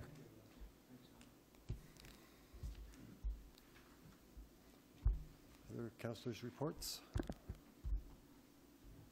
Councillor Kiley? Yes, I attended the Legion District Convention. That was a very enjoyable night. Legion members from Hornpain to Tamagami, I guess it was.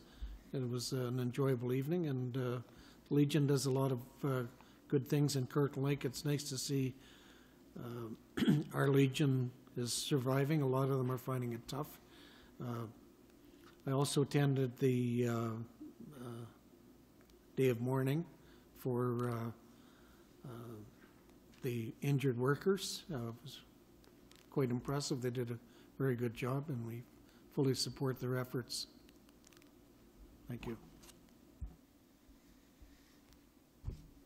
Okay, thank you. Certainly, I also want to thank Councillor Kiley and Councillor Morgan for attending those events on my behalf, and I sure appreciated it. Also want to bring up the fact that today we lifted the flag, flying the flag for community living. Community living is an agency that's been, advocating for social inclusion of their clients for over 70 years in this community, and they're second to none. Certainly the leaders of in the north with regards to that, and as an economic side of it, they're a large agency. They staff about close to 100 employees, if not just a little over. So a very important part of the community, and I was certainly, it was a privilege to raise their flag here at Town Hall this morning. It's moved by Councillor Morgan, seconded by Councillor Kiley. The council adjourn its regular meeting of May 1st, 2018 to an in-camera meeting to discuss an issue of potential litigation. All in favor? Meeting is adjourned. Thank you.